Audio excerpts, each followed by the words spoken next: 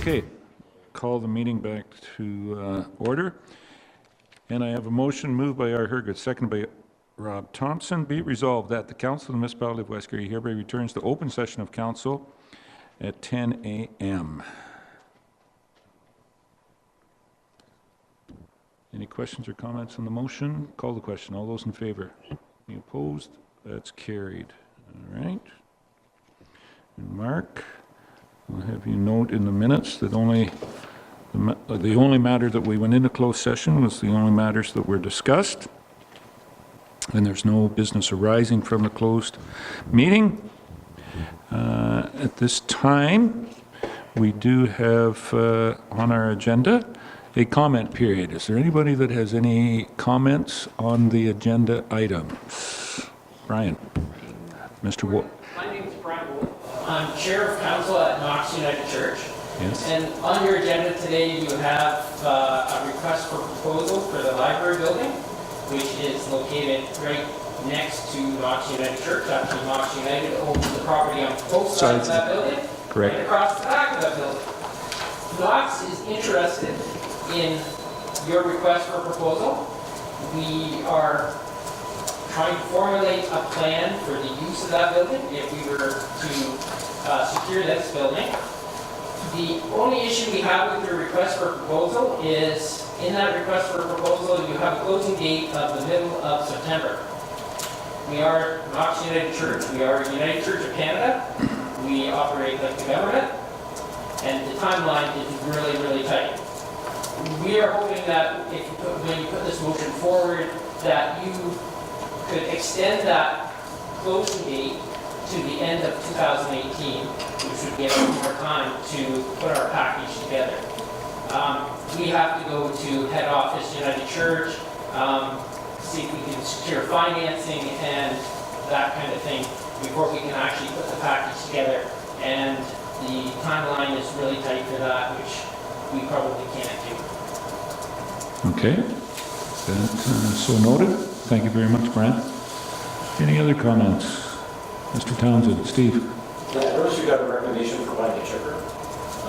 And with most recommendations from the council, if you're not on council, you don't have access to the same information, so you don't see things.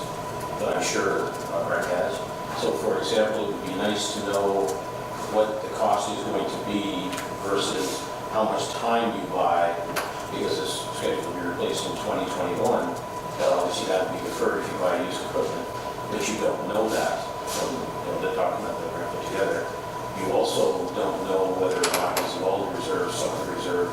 So from that perspective, no one, that's in the public will actually understand the impact on the reserve, even though you say there's still some there, but what does that mean? So that analysis, if it was included for either new councillors or the public, would be excellent. So this side. Okay, thank you. Probably some of the questions that will be asked when the report is in place. And Brent, no doubt, has all the answers. Any other comments this time? Okay. Seeing none. Public meetings. We have no public meetings at this point in time. Consent agenda. I have a motion moved by R. Hergut, seconded by Doug Hutchison. Be it resolved that items A1 to B1 inclusive contained in Part 1 consent agenda be adopted as printed, and further that authorization be given for the actions to be taken as may be necessary to give effect to the recommendations contained therein. Is there any comment or action taken on this motion? I do have just one comment. The first piece in there is a motion from the Committee of the Whole.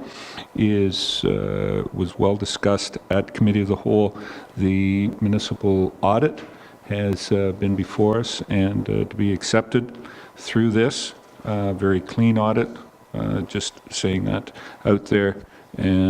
Great praise from the auditors to staff of how it worked getting the audit to us. And that the reserves have gone up and the municipal debt has gone down and the municipal finances are in very good shape. Wanted to say that.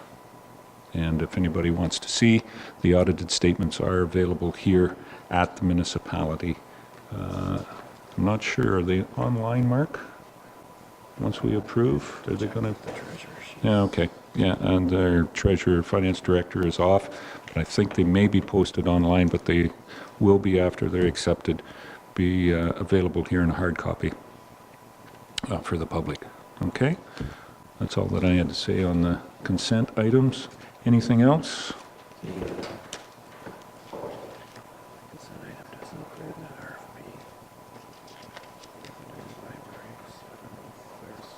No. Going to be any discussion about changing the name?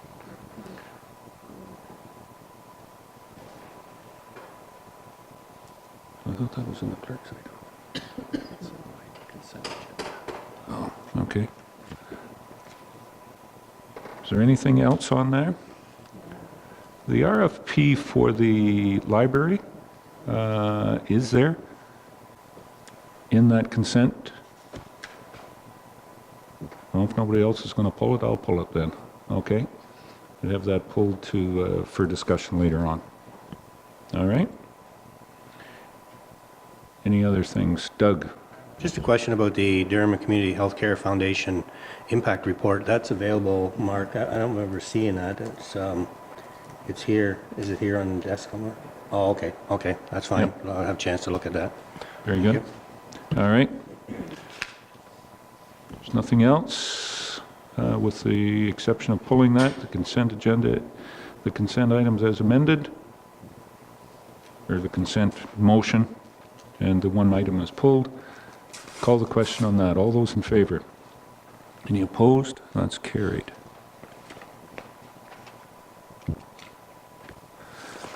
There we are, Mark. This from the committees, future meetings. Communications from Mayor and Council. Are there any communications at this point in time from any of the council members? Doug? Yeah, there's a couple of upcoming events I wanted to mention. The Colleen Launch Run is this Saturday, I believe. An event that's taken place for a number of years and a good fundraiser for the mental health, I believe. West for Youth. West for Youth. So that's taking place this Saturday, and also there's 50th anniversary for the Roberts Farm Equipment that they have going on this weekend, this Saturday morning. So that might be worthwhile too, taking in. So a couple events coming up. So you're suggesting that you're going to start your run in Newstead and just run up to Roberts and run back to Newstead? Those days are gone by, right, Doug? Okay. Any other comments? Rebecca? Yes, so there are several Fall Fair catalogs out. The Newstead Fall Fair, September 14th and 15th. Then we have Durham Fall Fair is the long weekend in September. Lots of opportunity to get involved. We also have the Gemini Canada that has an open house this week. Thursday, there we go. And the Ayton Family Ball Tournament is on this weekend. So come on out to Ayton and we'll see you at the ball game. Very good. One other fall fair that the municipality does not maybe get enough credit for is the Bentig Brant Hanover Agricultural Society's fall fair is this weekend in Hanover at the racetrack. I'm not sure whether it's 136 years or 138 years, but long going as well too. So that is the other one.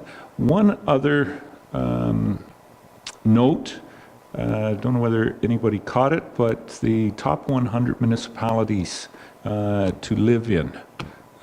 West Grey is in the top 100. Yes, we finished 94th, but there's 444 municipalities in Ontario and quite a few more. I know that's for the Ontario number. I don't know the Canadian number, but we're in the top 100 of Canada of places to live, and very well noted that recreation, economy, and low taxes were the items that we scored the highest in to be here. It's only in Ontario? I can't say Canada? Ontario's in Canada. Okay, well, Ontario's in Canada, but we're in the top 100 municipalities to live in. Thought that was very good. One other item, over the weekend, I was able to get out to Symphony in the Barn. I don't know whether anybody out there had the opportunity. I did see a couple of other individuals. One that's in the crowd here this morning was there on the Friday night, but I was there on the Friday and Saturday night out at the Schmidt Farm on the 2nd of Glenelg. There was a very good article yesterday in the Toronto Star.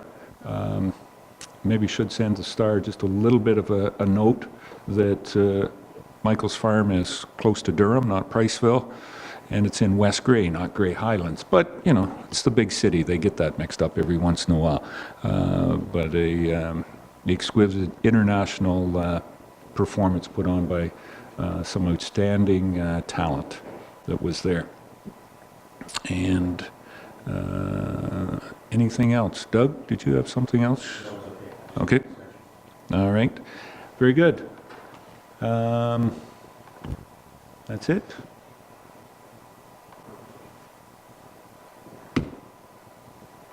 Oh, one other thing I did know, not last weekend, but the weekend before, the Elmwood Community Center Board had their barbecue day at Grant's independent grocer. Served an awful lot of sausages and hot dogs, and in support, and they're going forward with, I guess what that really moves it to is the kitchen project, re-renovations of the Elmwood Community Center kitchen project is on the go, and that was another little fundraiser. They had another fundraiser last Friday. They had wing night at the community center that was very well attended. They're getting very close to their funding goal. They certainly have enough to do the renovations. Need a little bit more to complete the stoves and fridge, buying some of the equipment theirs. They need to raise just a little bit more money to do that, but they are going ahead with the project, and should be, Stephanie, sometime in the winter, I think is when they had it scheduled, that they were going to be able to do that, or either late this fall or, yeah, first week of December or something. I just can't remember the exact date, but getting that well underway for with our partners in Brockton that we have the community center with. Very good. All right. If that's all, we had a delegation here at 10:15. Oh, sorry, 10:30. Okay, we're on at 10:30. Wondered if they would like to be here early, but they're not here early. So let's get down then to, we can, all right, we can go to doing staff reports. Our Director of Finance is on holidays, but she had said that she would be in. So with that in mind, if council is considerate, we'll flip a little bit, and instead of doing Carrie's, we'll wait and see if she does show up. We'll go to Brent. Mr. Glazier, your report, and it starts on page 5. Well, I think it's about 100, isn't it? Yeah, 92. Okay. Many times. I can do that under new business.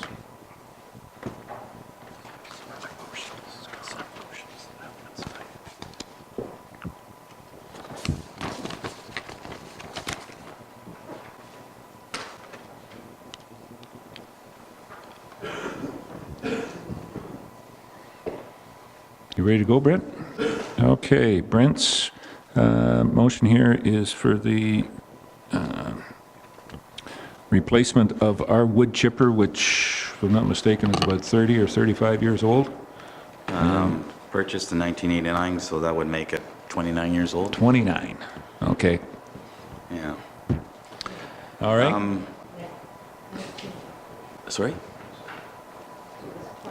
89. Oh, 89, sorry. Yeah, no, 89, so that makes it a little bit. So go ahead, Brent, if there's anything else there. Okay. Based on the fact that we do have a fairly old wood chipper, and the reason why it came to light recently is the road supervisor indicated that recent work a couple of weeks ago actually indicated that our chipper was needing some repair work. And of course is getting old in age. Doesn't have that many work hours on it for that type of machine, but again, just because of the age, the safety components of the wood chipper and that sort of thing are starting to not be, let's say, reliable.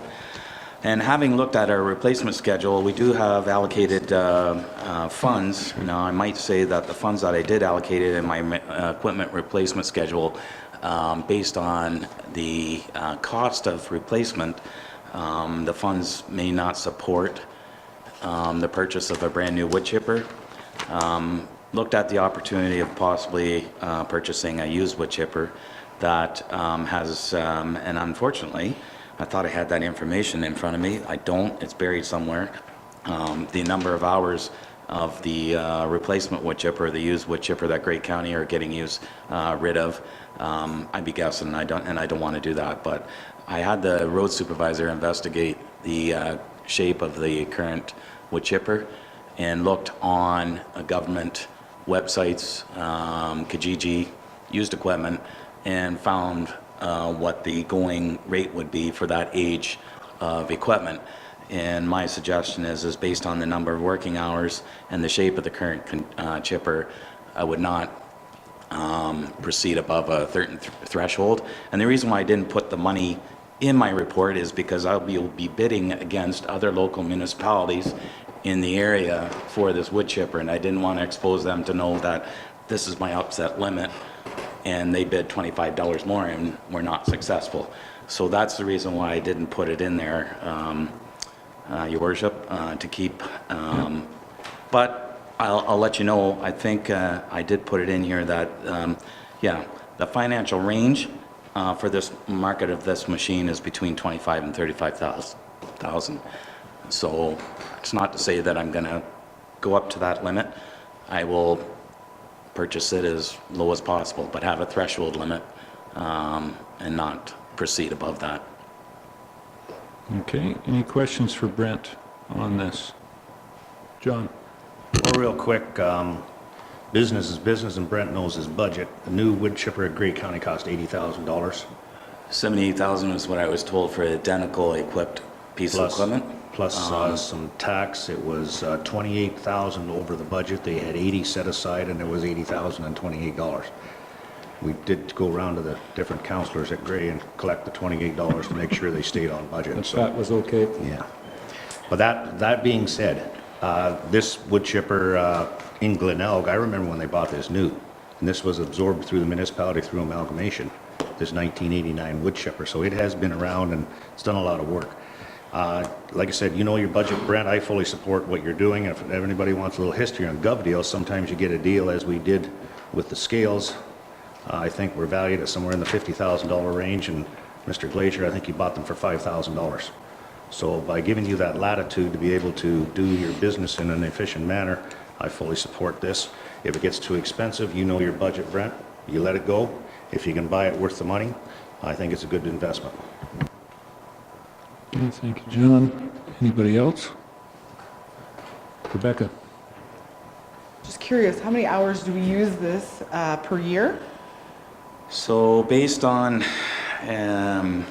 the number of hours that our current wood chipper has, if you do the math,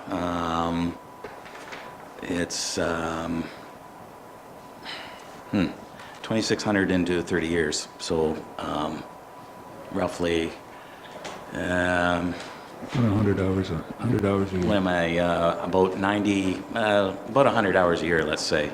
So The majority of these hours, if Councillor Hergert, is majority of these hours were probably put in during the time of the tornado struck here. I would imagine most of those hours, if not half, came from the use of that machine over the weeks, months the cleanup that were endured during the tornado. We only had the one. I know there was other municipalities brought in there with chippers to help out Durham during that time, or West Grey. But it's an essential piece of equipment that we need to maintain our roadsides for falling trees, maintaining or getting rid of the dead trees and things like that. Most of the time, a lot of the large trees, we approach the adjacent landowner.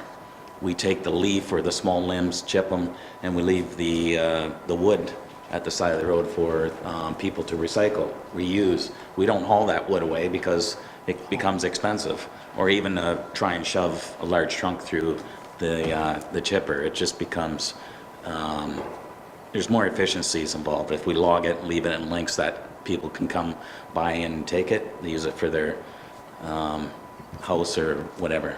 So if most of these hours were used back in 2008, then how many hours would you have used it last year? Is it actually just better to rent it for maybe the 100 hours we're going to use it, or does it sit most of the year? Tell me about that. My experiences, based on my previous experience with my the other employer I was with, the fact is when you want a machine, you can't get it because everybody else, Using it. especially at time of dire need. If there's a storm, you're not going to get it.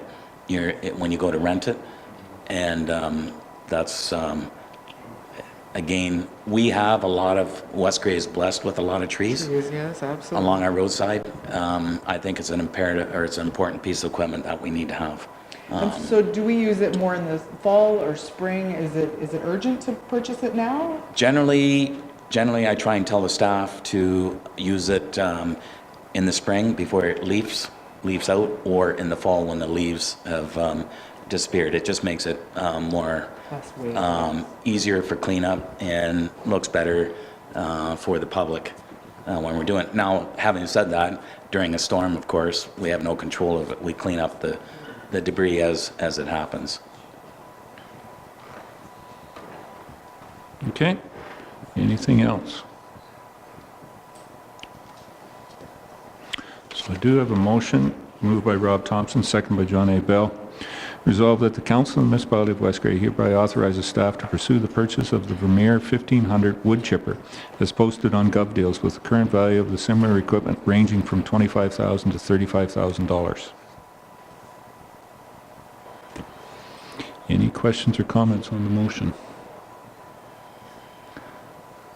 Call the question. All those in favor? Any opposed? That's carried.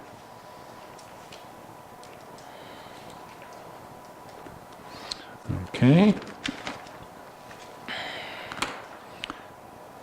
Wish I would have had this projected on the screen, but for the Put a few more minutes here before our delegation, so let's go down to parking signs on Chester and College Street.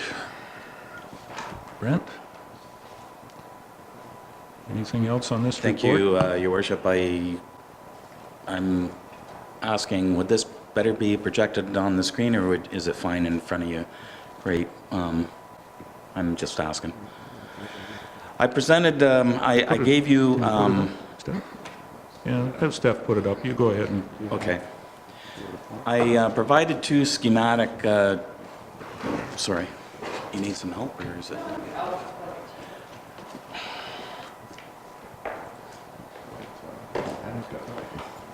Adam's our light man.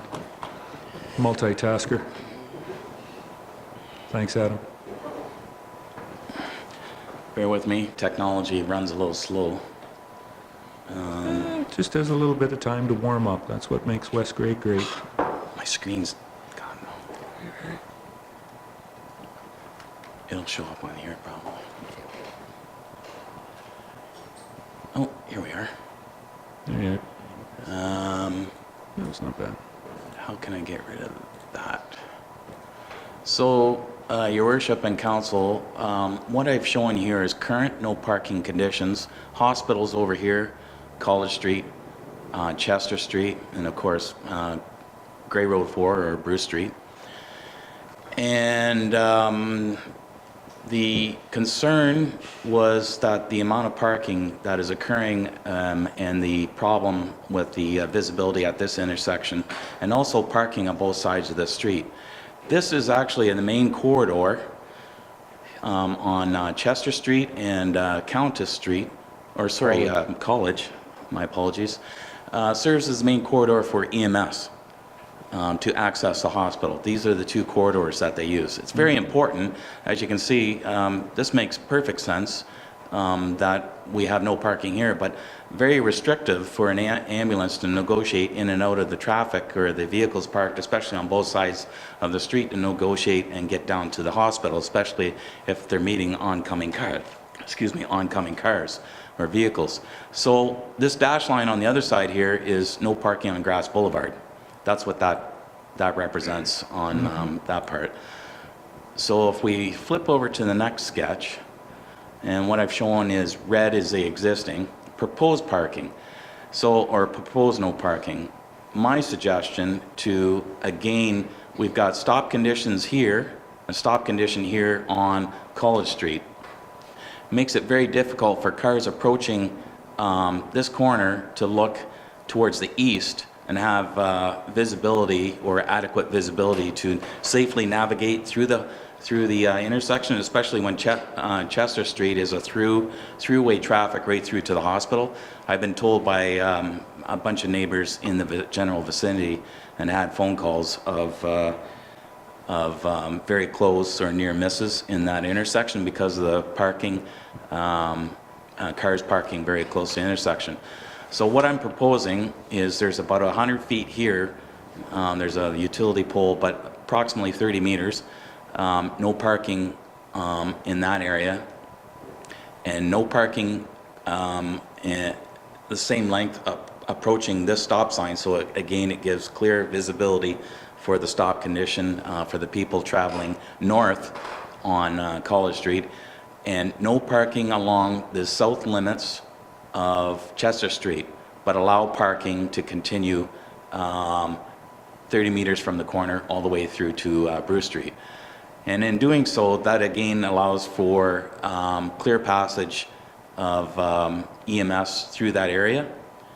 You know, the other option I was considering, and there's been great debate about the parking along College and Chester in the vicinity in front of the hospital and to the side, is do we consider making the one side adjacent the residences no parking 8 a.m. to 5 p.m. on the east side of College, and the same on this side. And what it does is restricts, again, no parking adjacent to the sidewalk.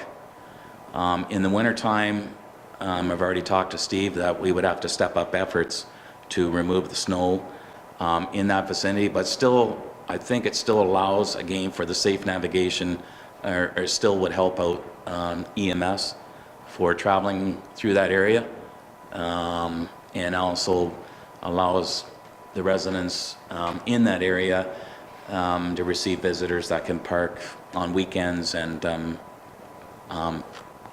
not during business hours, or hospital hours, at least for, I'm sorry, the labs and things like that that they have to access to the hospital. Just looking at what thoughts are. Again, these are just optional ones. These are current, but my thoughts for sure are that we have to restrict parking to protect EMS access to the hospital. Okay. Any comments on Brent's proposal? Doug? Just one issue. I wondered if on College Street, south of Chester on the west side, you see where I am there?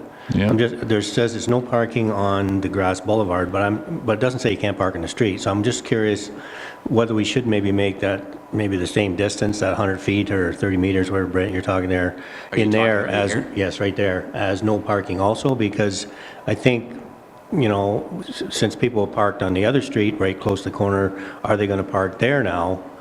Which again, you know, parking close to the corner creates some confusion, and so maybe it'd be worthwhile just extending that on both sides, just to clear that corner up altogether.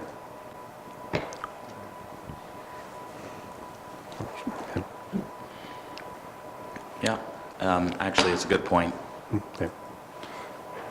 Okay. So we can incorporate that. Is that a suggestion to incorporate that in? The bylaw, this wouldn't happen immediately, just for clarification. No, this is We'll just, give approval of it today and whatnot, get the bylaw passed, and it would come that's back correct. on I the would have to bring 23rd. forth at the next council meeting, if council were to make a decision, then I would clean it up to introduce a bylaw at the next council meeting. Yes. All right, John? Thank you, Mr. Mayor. Just to be clear, Brent, so no parking at any time on the west side of College from Durham Road west to Chester, That's correct. at any time. That's correct. Very good, thank you. Yeah, I'm just kind of going through this, and I'm thinking, are you going to go 7 days a week, obviously, with this, or are you Monday to Friday with the 8 a.m. to 5 p.m., no parking? What about weekends? I was No, just, I was no, you're thinking- right. Good point. I mean, that would I'm just be thinking, a though, with people visiting, Monday through Friday. I should have put Monday through Friday Okay. on the signs. but how much of a problem are we going to have with people visiting patients on the weekends? If they're, are we going to allow them to park on the weekends on the south side of Chester or the east side of College? Or do we make this, No, my intent, I'm sorry, I missed that, but my intent was to identify that as just a Monday through Friday Right. application. I think, yeah, yeah, Yeah, my intent was just through the normal work hours or the work week. right, Yeah. right. Okay, so that'd be Monday to Friday for the On signs. the east side of College and the south side of Chester, west of College Street, yeah. Yeah, okay, so it's Monday to Friday, and that will allow, you still have no parking on the north side of Chester, so that would allow people on the weekends to park on the south side of Chester and not interfere with the ambulances, which could go up and down, because there would be no parking on the north My side. thought is too that Chester Street West, I should say. My thought is too, is that we keep the hospital's side clear. Right, We got more residences along here, and we have the residences along here, so that's the reason why I chose the other side of the street, is because, you know, if residents are having company and they're Right. going to see them, rather than across the street, it's a safety thing that they're getting out on the side that of the people they're going to see, they're not having Yeah. to cross the street. The full intent of this is to make people use the parking lot in the hospital. okay, It's, Yeah. that's what I'm trying to do by limiting the parking in this area, and I'm quite sure that the people that live along this street would appreciate those people parking in the hospital Yeah. and not parking in front of their houses where they want to park right. their vehicles and things like that, so. Yeah, and I think it'd make it easier for your staff to remove the snow in front of the hospital in the wintertime. You'd have clear access for that and blowing it into one of the trucks and hauling it away. And And that's exactly why I put it on the other side, is so Right. that we can roll the snow onto the sidewalk and blow it into a truck. Yeah. And Be that gone whole with it. area's Yeah. kept clear and free. right, yeah, I support that. That looks like a nice idea. Good idea now. Okay. Everybody would be happy with that. There may be some better acceptance of it. Doug? Yeah, I agree. I like the 8 a.m. to 5 p.m., but to make it clear, so the no parking, like the Monday to Friday, only goes on the signs that say no parking 8 a.m. to 5 p.m., Monday to Friday. Right? That's correct. But we still have no parking on the other streets that are designated no parking, right? That That's doesn't correct. change regardless of the weekend, because you still need that access, right? That's right. Okay, Yeah. okay. And then wintertime is not as big a deal because you can't park overnight on the street in the wintertime anyways, right? So once you get after into 11 your o'clock. winter thing, you can't park overnight there, so that wouldn't be an issue. So, okay. Hopefully. John? Deputy Mayor Bell? Not wanting to nitpick here too much, Brent. Obviously, there's some people that line up to be at the hospital early, before 8. Should we back that up to 7? Okay, I thought the labs or whatever didn't open till 9 o'clock, but I know. No, they open No. at 8. 8? 8. Oh, Just change it to 7. 7 to 5, I think, would work better. 7 to 5 would work better. sure. Okay. Yep. Those first patients to want to get their blood early in the morning so they can go home after having a 12-hour fast and wanting to go home and eat and everything are there to line up to go first. Okay. Something like milking cows, they like to get out of bed early in the morning.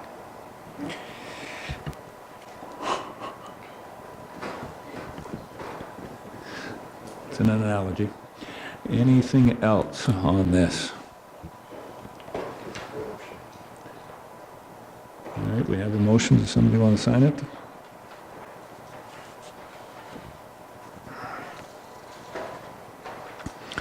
Get a motion to, I think it would be to prepare the bylaw going as amended. Brent? Your worship, would I be safe then to proceed with ordering the signs? We won't place them up until the passing, but it's a time thing, like it's going to take time or? Well, you'll find out shortly whether this motion passes or not. Okay.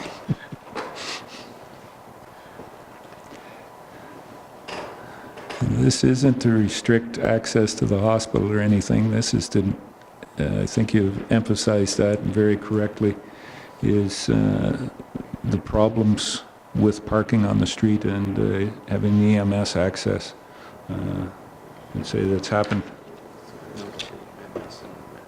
yep, more than once, that the ambulance responding to calls have got caught specifically on College Street between Chester and Grey Road 4, where they've either had to back up or take a different route to get to the call. And in all cases with EMS, time is essential. So, okay. I have a motion moved by R. Herget, seconded by Bev Cutting. Resolved that the Council of the Municipality of West Grey hereby requests staff to prepare an amendment to bylaw number 23, 2018, to facilitate proposed parking, no parking changes as contained in report PW 18-13, part 2, as amended.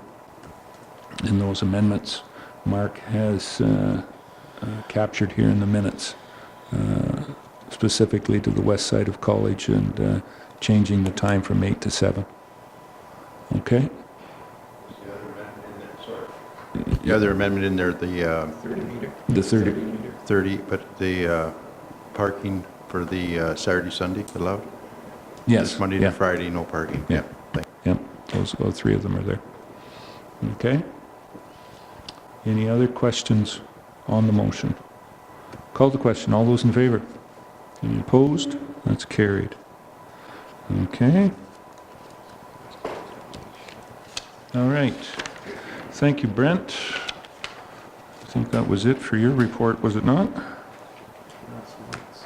Yes, your worship. And if you can get the lights, then we'll switch back. We do have a delegation, and I see the two individuals are with us now. Sorry, we're a little bit over, but Alan Emerson and Len Bonington are here to discuss the public's opinion on the Normanby landfill. So I'm going to take the floor as yours. If we could get you to use the microphone, because we are on camera from... no, just use the podium if you want, Alan. The podium right behind you there. And the gray button will turn the microphone on, and then you'll be live. Does that do it? That does it. And how's the volume there, Adam? Yep. Adam says you're good to go. Alan, the floor is yours. Thank you, Your Worship. Members of Council, Len Botting had asked me to come along with him this morning to present this delegation to Council with respect to the Neustadt landfill site. It's my information at this time that it was intended to close the site completely for garbage disposal as of September 1st. I learned just yesterday or the day before that there has been some discussion about that period being extended to a small degree. Mr. Botting, of course, for anybody who doesn't know it, has 2 stores in West Grey that are general stores, the Granny's General Store in Neustadt and the sister store in Ayton. As a businessman, he does have obviously garbage that has to be dealt with of one sort or another from those businesses, and he's not the only one. He took the time to prepare a proposal to put to you that you reconsider that position and continue the operation of the Normanby landfill site. But the proposed continuation would be as a facility to simply collect garbage as a transfer site, not for the purpose of burying any refuse on that location, which I understand has been decided. It has been decided that that location is full. Now, we know that it has operated, at least we feel, as members of the community, that the operation as a transfer site during the last period of its use has worked effectively. Len has asked the residents of the community and of West Grey generally to support this proposal, and I have a petition signed by people who signed it in Neustadt and also in Ayton, a total of just over 500 people supporting the continuation of this location, and I wish to present them to you.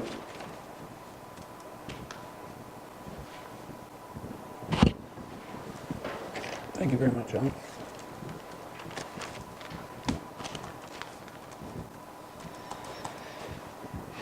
The document speaks for itself, but basically we want to retain that site for our portion of West Grey. I think there's some logistic issues that we want considered by whoever is going to review that decision. For the people who live down on the Minto boundary, it's a long drive to Bentic. It's a long drive to Durham. I personally use the Neustadt dump because I had difficulties with the side of the road pickup just not working very effectively for our family. So we have been in the practice of going to the Neustadt dump on Saturday morning, at least every other Saturday, to dispose of garbage. And in doing so, I've been able to make some pretty reasonable observations. First of all, there's an awful lot of people that do that. And I see a large line of pickups coming and going while I'm there. And I think that on the balance of considerations, those that use that facility do a pretty good job of sorting out their garbage into the various bins that are there so that recyclable products are properly divided up between the plastics, the cans, the newspapers, and the cardboard. I always find the cardboard bin is full, but in any event, people seem to be pretty well educated on using that dump effectively. I can't speak for Durham or Bentic because I've never been to Bentic and I've only been once to Durham. But I think our part of the community is pretty responsible in the way we use it. There are, as I say, one consideration is it's a long way to Bentic if you're down at the south end of West Grey. It's equally a long way to Durham. It's equally it's really not very convenient for a lot of us. If I have to drive to Durham, yeah, it's only 15 minutes, but it's you know, a gallon of gas each way. It's an extra $5 out of my pocket, or $10, whatever it is, apart from the fee that I have to pay. And I suspect that I would, in saying so, be speaking for most of the people I see at the Neustadt dump. In Len's case, he has a very busy business, especially in the summertime, but it's busy all the time for him. If he has to take a trip to Durham or to Bentic, it's an extra couple of hours out of his week just going that extra distance as opposed to slipping down the road to dispose of his garbage. The fact that the site is full, of course, means that that garbage has to be transferred to another site. So we don't have any data on what it costs to transfer. We don't have that. But we do know that Bill, who runs the Newstat dump on Saturday, doesn't cost a whole lot of money to the municipality for him to be there. He collects the fees for what's left there.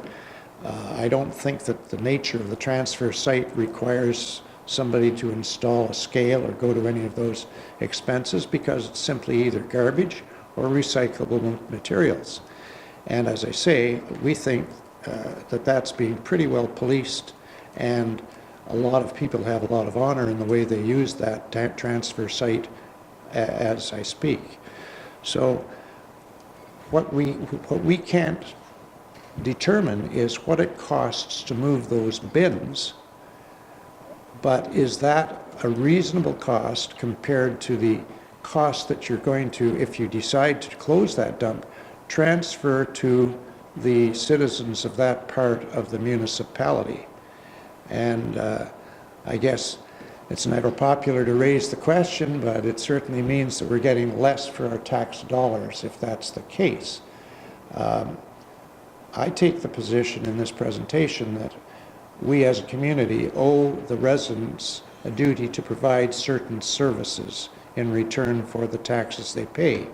And to balance these things off in terms of convenience and having a happy populace and all of those factors that make for a harmonious community, I think closing that dump can hurt that relationship.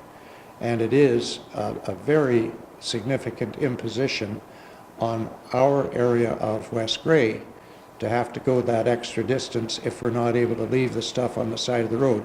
And I might add, this side of the road issue, I've had a few bad experiences with the pickup people making a decision in their mind that something isn't something that they're going to take.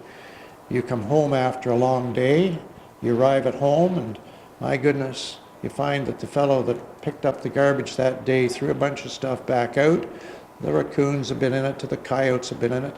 Now you sit down and you spend 15 minutes cleaning up the mess at the end of the driveway. So I decided I wasn't prepared to do that. I have a busy enough schedule not to want to do that. I'd much sooner go to the dump on Saturday morning. It's not a social occasion, but I always see somebody I know and I'm able to say hello to my neighbors. So it's not a bad thing to have to do. And we do pay our $2 a bag to Bill when we deliver those things. And I can tell you from my experience over the last 15 years, he looks inside every pickup truck and every van, and you pay what you owe. He's very, very honorable about that. So I know that he's collecting the proper fees, at least in my experience, for the people that use the facility. So I can't encourage you in strong enough terms. I remind you that there are companies like Dom Construction in Ayton that are significantly larger, that use that facility and use it extensively. We can't, as a municipality, take steps that maybe look okay on the outside, you know, maybe at first blush look all right, but take steps that might discourage business people from locating in our area or indeed moving to other areas because the services aren't available. So it's not a big service. I don't believe it's expensive to leave it there as a transfer site. Garbage has to go somewhere. The trade-off is the cost of emptying those bins as opposed to the inconvenience to a large part of West Grey municipality. And I say a large part when 500 and some people say, leave us our dump. It's something that you have to give some very careful attention. Subject to comments you may have, Len. I think you covered that pretty well. Those are my submissions. Thank you very much. Thank you very much. and I'll answer any questions. Alan, I was just going to say, if there are any questions, you would entertain them. Any questions from any of the council? Rob, Councillor Yes, Thompson. sir. Very good presentation. Thank you very much. You mentioned for the transfer station in Newstead, that would be for household garbage and recycling only? What your plans are? Well, it's essentially household, or there may be some small, there are amounts of commercial garbage, but we're not talking about, you know, construction materials and things like that. I think that stopped long ago.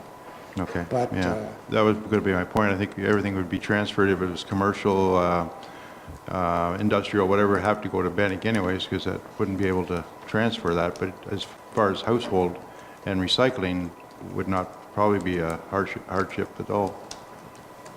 What? It wouldn't be a hardship to transport the household garbage and the recycling part of it, but I think the commercial part would end up having to go to Bannock. Well, commercial would So- have to go to Bendick or to Durham or Yeah, wherever. Yeah, I think that's already happening.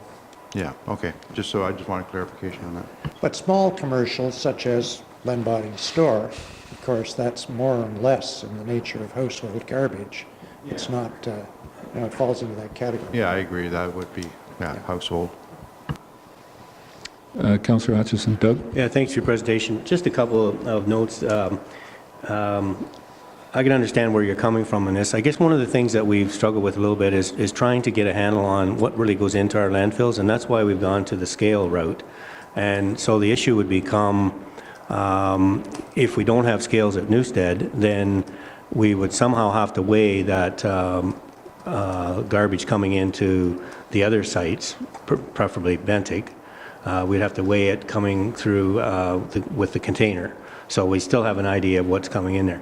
We're also looking at changing our rates, garbage going into our landfill. So because we're trying to encourage people to use the roadside service, since we pay for it, we all pay for it, we're putting our rates up to $5 a bag as people bring it in to discourage them for just, you know, driving in just for the social aspect.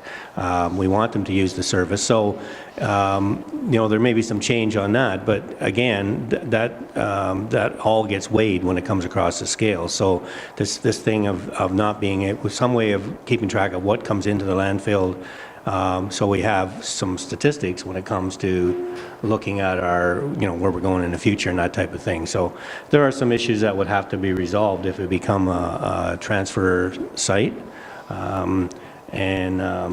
So that's, I guess, a couple things that come to mind when we're listening to your discussion there. Well, it does cause me to reflect on the fact that the balance has to be such that the garbage bags aren't on the side of the road in somebody's ditch, as regularly occurs on my property. Just for one clarification there, Doug, it's $5 minimum charge for the first 20 kilos or 40 kilos? 20 kilos. So, you know, if you had, my understanding of the way it would work, you know, if you've got two bags that are 10 kilos each, you could put them together, but it would be $5 for that minimum charge, not necessarily per bag. Okay? And then it's weight on top of that, correct, Brent? The way we're going to interpret the new bylaw? Yeah, go ahead. So that becomes an issue how you monitor that, right? If you just have people coming in with no scales, that becomes an issue how you monitor that. Yep. Right.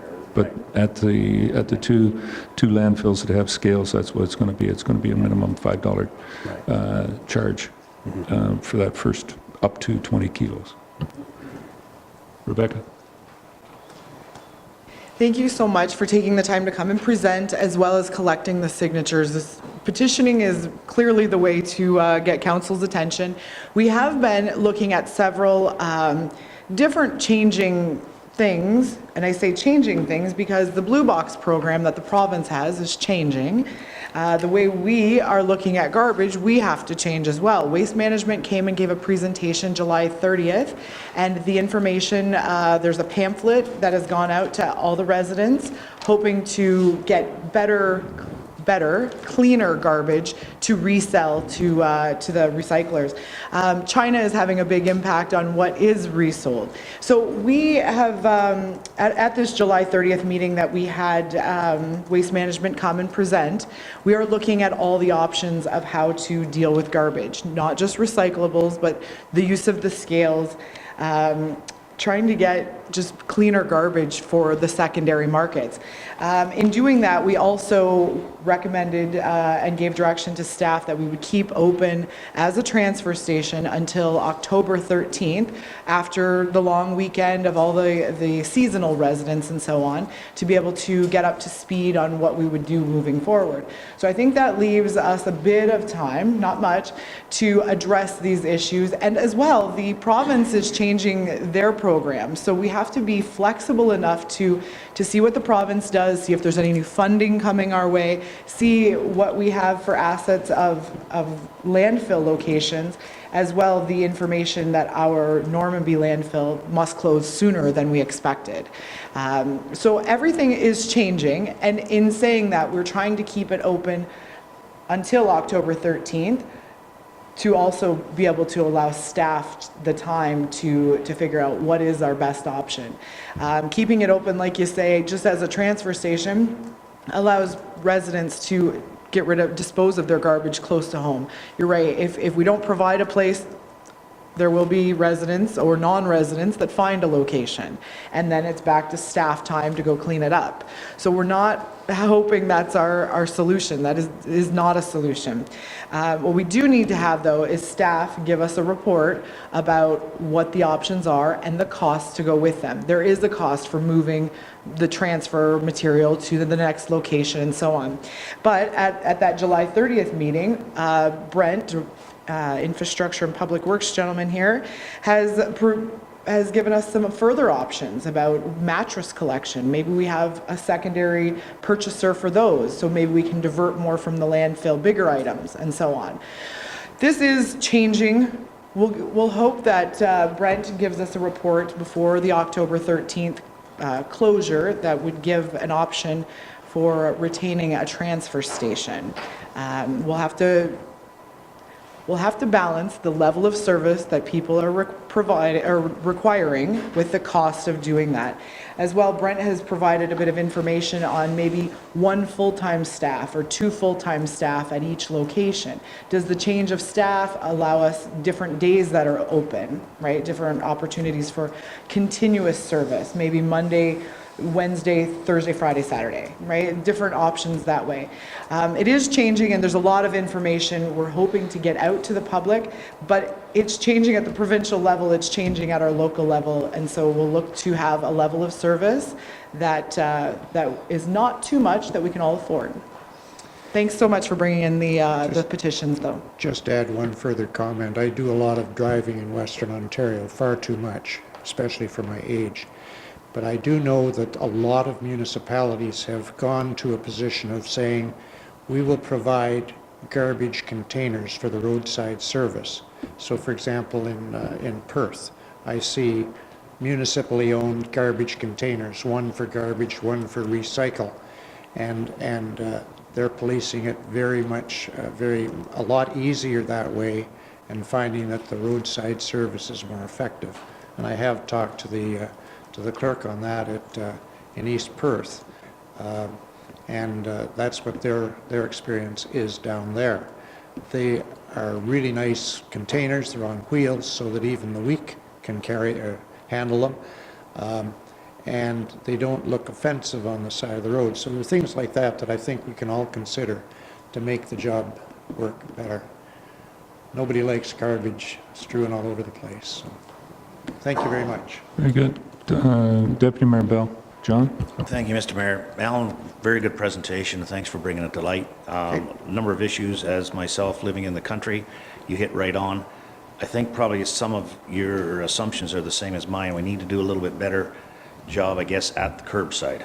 And some of those include those items that you speak of is containers with lids on. Because I agree 100% with you as far as coyotes, crows in the summertime will take apart garbage bags and stuff's all over the place. Nobody wants to do that. and you cannot put garbage out in an open-topped container the night before because we know what's going to happen. So that all is part and parcel with this item. I agree that we need to take a further look at this. I'm not disputing that. What comes out of it, I'm not 100% sure. It is a long way, as you say, from the middle line up to Benwick and or Durham. I know when they closed the dump in Glenelg, everybody from the, shall we say, the south and east of Markdale has to come to Durham, and that's why the curb collection, I guess, started in that aspect. There are a lot of moving parts in this. Councillor Herger made reference to the recycling aspect of that. Yeah, the rules and laws and the cost effectiveness of that has shrunk because of some of the markets that they can sell the product to. So we'll have to take that all into account. And yes, I can honestly tell you, we will have a look at that. So thank you very much for the presentation. Thank you. Very well thought of. Doug?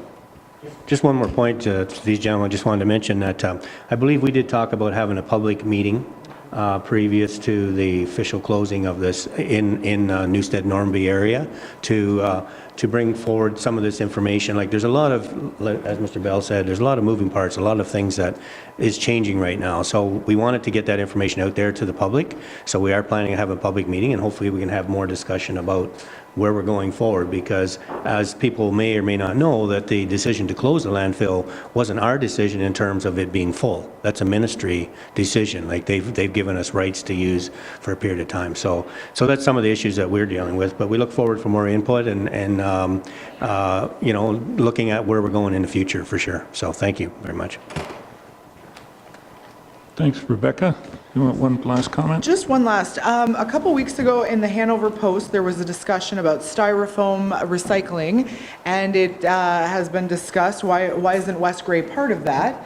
But we have Brent, who is investigating into a partnership or the resale of the styrofoam and so on. So that is part of the information that we'd like to present at the public meeting, as Doug mentioned.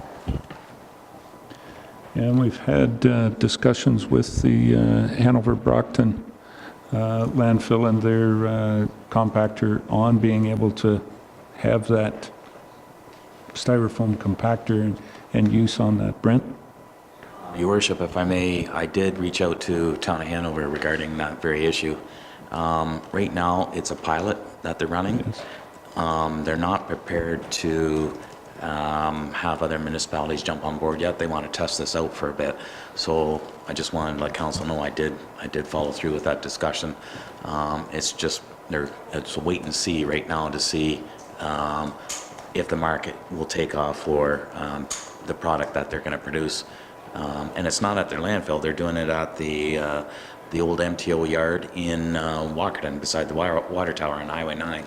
Yes. I thought it was at their landfill, but it's not. It's a portable machine that they're bringing in, and it's Bruce Power, Brockton, and I thought there was one other partner. Oh, Town of Hanover, sorry. Yeah. Yeah. The Town of Hanover. I should know that. Anyways, so I did make that phone call, and they're not quite ready yet to go with other municipalities joining venture in that part of it. I'm more interested in know actual costs of the styrofoam part of it, the processing. Yeah, very good. Rebecca? So if this is a pilot and they don't want it, us to partner at this time, you said it's movable. Is there a service that would have a movable, is there any private company that would have a movable compactor or so? And second question then is, are we keeping styrofoam separate in any other container until we would have a solution? The containers we have are full.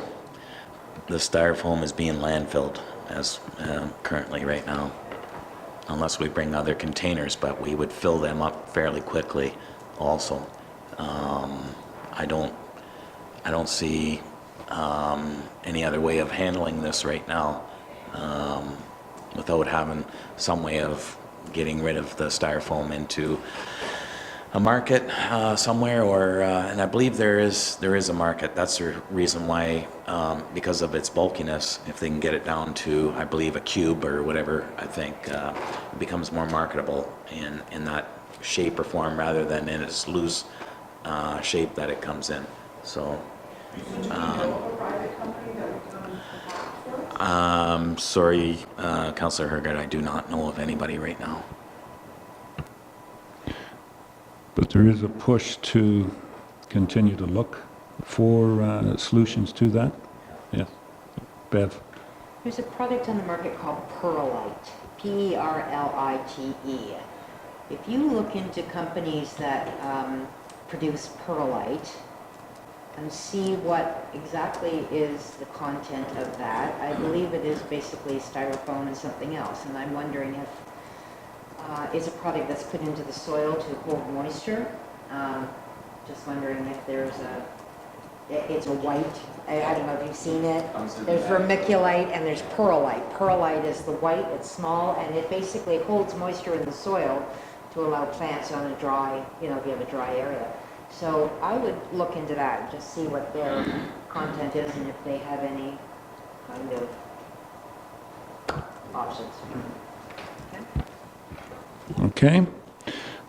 Something for everybody out there. It is options we are looking at. We've always had the idea that when Normanby filled up, it was in the plan that Durham and Bentinck, Durham has been taking the majority of roadside pickup, and at that point in time, Durham is coming under that same pressures as well too, that Bentinck, we are kind of the envy of a number of municipalities out there in Grey County that we have landfill space. Municipality of Meaford, the City of Owen Sound, Georgian Bluffs are shipping to, with Miller Waste, I believe, or all three of them are shipping to Michigan at this point in time. A couple of other of them are in dire straits as well too, as far as capacity goes. It's not something that we are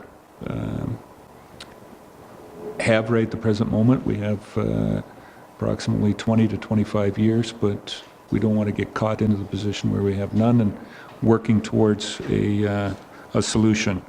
I do, and I'm going to ask that we'll accept these, maybe to go through them, because it's one of the things that we always get with, you have petitions and signed. Alan and Len have supplied these, and I think they were probably at the Granny store in both spots, Ayton and Newstead. The 500, and then you kind of wonder how many people have signed it twice or how many people are, but surprisingly, the same person has signed both the Ayton and Newstead ones, so if they were, well, this person lives in the area, but yeah, they've signed, they're the first on the list on both of them, so I kind of wonder, you know, gives you hesitancy, is it 500 or is it 250 we have? But there is a number of people, and it is a concern, and it's certainly a concern of council as well too. John? Just to go along with what you said a minute ago, Mr. Mayor, let it be very clear that there are no new dumps in the ground being proposed anywhere in Grey County. There are no dumps, or I'm going to say a lot of places in the province. And we all know the tremendous, shall we say, fallout of what is going on. I think it's beside Ingersoll, of a new dump being proposed in that part of the world, and the tremendous pushback about putting a dump there. So that's what we have to deal with. We do have the capacity and legal dumps in Durham and Bentinck to utilize in West Grey. So how we get the garbage there is maybe the problem, but let it be recognized that this is ministry driven and not West Grey driven. Okay. And just when you said that, I did see an article the other day, or a blog on someplace that, well, we just expand the Normanby site. We have 50 acres.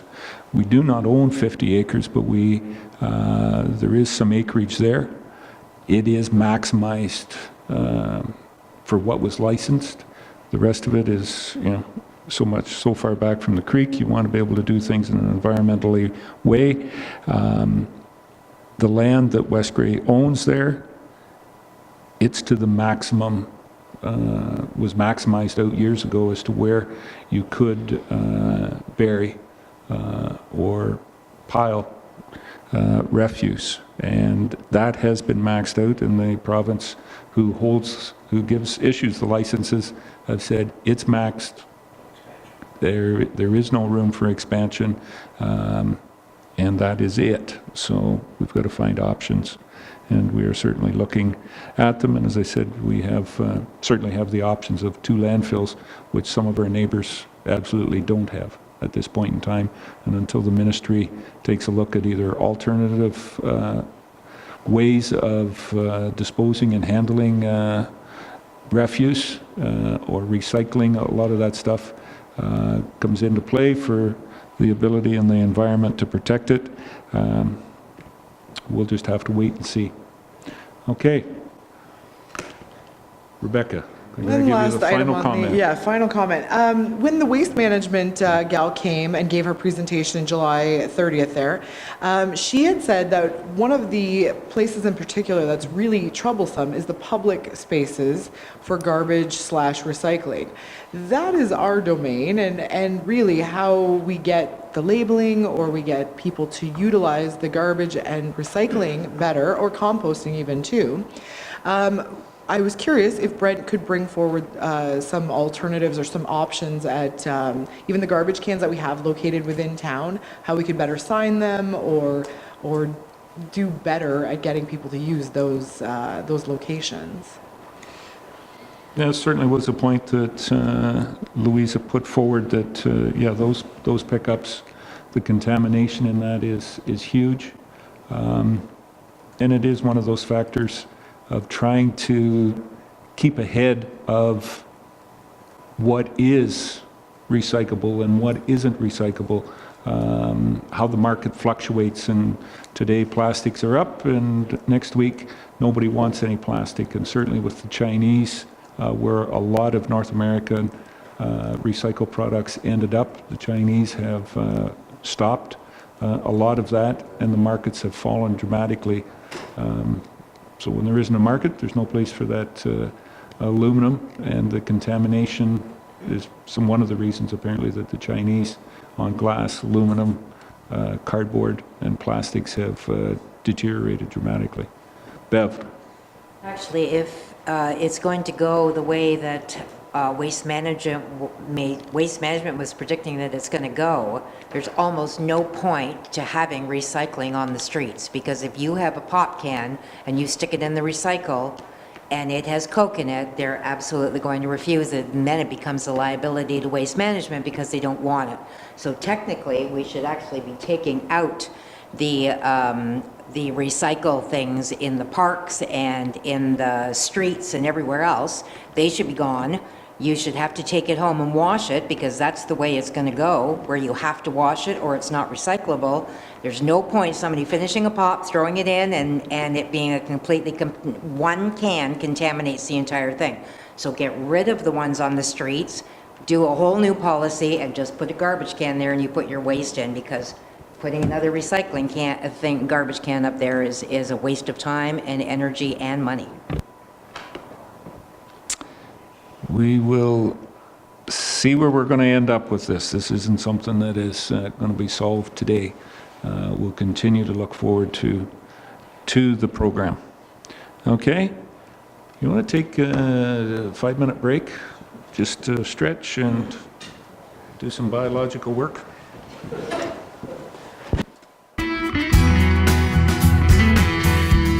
Let's call the meeting back to order. And the next one here is, we'll go to the Finance Director's report. Carrie, and the first one I have is the voucher. I have a motion moved by John A. Bell, seconded by Rob Thompson. Be resolved that the Director of Finance Treasurer be authorized to pay the accounts presented as voucher number 14, 2018 in the amount of $724,641.07 of the Municipality of West Grey. Before we go any further on discussion on the motion, just wanted to say Carrie is on holidays this week. She had planned on coming in, but she had an appointment.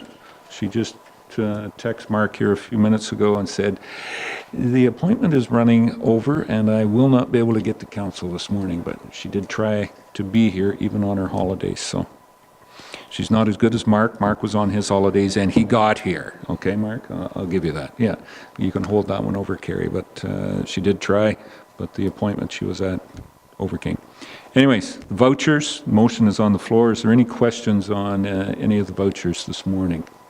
Doug, Councillor Hutchison. Well, I had a couple, but I don't know if anyone can answer them. Carrie's not here, but maybe Brent might. Well, no, this is fire. Sorry, he's not here. There was one on page 62 about Cedarwell excavating near Rocky Salguin for $339. It's under fire, and I'm just wondering, 2 hours of truck helping with fire near Rocky Salguin. I'm just wondering, where does that get charged back to? Like, it doesn't really say. They did 2 hours worth trucking, helping with fire near Rocky. It was $339. It's under fire. So who's going to pay that? Like, we're paying it, but then who else pays for it? Well, and I guess that's the whole thing. Is it recoverable? Can we bill it back? Question here, and I see Laura writing it down. We'll try and get the answer for you. Yeah. On a lot of those, as you know, Councillor Hutchison, they are billed back to the property owner and paid through insurance, and most of the time is the insurance coverage from the homeowner would, or landowner will cover it. So we'll find out whether that one's a recoverable one. Okay. And there was one other, page 75, and maybe Brent can answer this one. It had to do with closing a loop.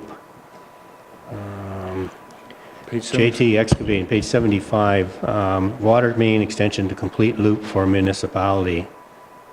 And I wasn't just sure what that was, I guess, and maybe Brent can tell us. It was on, it's under, well, I'm not sure what the, water sewer. And there was a charge for $10,600, $10,000, water main extension, yes. Go ahead. Can you explain that? Councillor Hutchison, that was Westgrave's, it was our decision to, to tie in the loop or complete the loop across the street on Chester Street in front of the hospital for Tremble's development. It was, they connected in at the south, they connected off College, but to make it looped, we agreed to pick up the cost to bring it across the street and tie into the water main at the hospital, across the hospital. That's what our shared costs, or our costs were for that work. Okay, I just wasn't sure what it was, so, okay, I understand that now, thank you, that's good. Yeah. Okay, very good. Anything else? Deputy Mayor Bell. John? We have an item under Parks and Recreation on page, I think it's 73. 73. Okay. An individual wants payment for wine barrels that he purchased for $2,401.25. Is there any other information on that? Through Parks, Stephanie? In the Parks. Thank you. So the information that I've been provided is that the 12 of those barrels were purchased and they should be going to the Newstead entrance sign, and 5 of them were purchased to go to the Newstead Hall. That's the invoice that I have. Other than that, I have no further information on what the design will look like or how it's going to be developed. So I guess I would continue if I might, Mr. Mayor. Okay. So is that a budgeted item? Was that in the Parks budget anywhere to do this, or is this something that just came up? And I'm kind of wondering, this looks like a personal purchase that we're supposed to reimburse. I have been asking for copies of the budget to have a better understanding of what has been already dedicated and what is still to remain to come. I didn't see the wine barrels as a purchase that was listed. However, it may have been discussed in one of the Parks Committee meetings that I wasn't able to attend. It's under materials and supplies for the signs. It's been ongoing for a year or two. We looked at wood barrels, but they were far too expensive. They're trying to tie in the history of the Newstead area with the wine barrels, with the brewery and the winemaking, etc. They thought this would be a wonderful way to tie it in with that. So that's why they finally found them, I suppose, and were purchased. I didn't realize they'd found them yet, but we didn't have the meeting. Yeah, I know, and the meeting was Monday, and I guess I would have asked that question, but unfortunately I couldn't make that meeting due to other commitments here. Okay, I'm just kind of a little bit bewildered, I guess, more than anything, as to, we go back to the items, I guess, at hand, and the items that shall we say, the complaints from the public about we don't have any, and the Parks Committee says they don't have any money, but yet we're purchasing wine barrels, and yet we don't have any flowers on Main Street. And yet, different sections of the budget. well, The I'm hearing people The down signs here are- asking for the budget, I guess, so. Well, the signs have been in the budget for the last 2 years to get them finished and done, and that's part of it.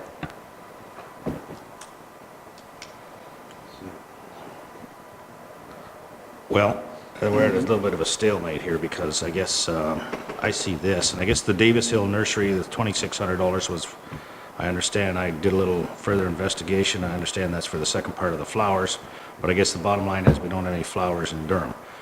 So, that still creeps up, that's still the public's complaint, and those are the complaints that I hear. And I guess, we've got mulch purchased, we've got wine barrels, and I understand that the workers yesterday were scraping and preparing the bridge baskets for Durham.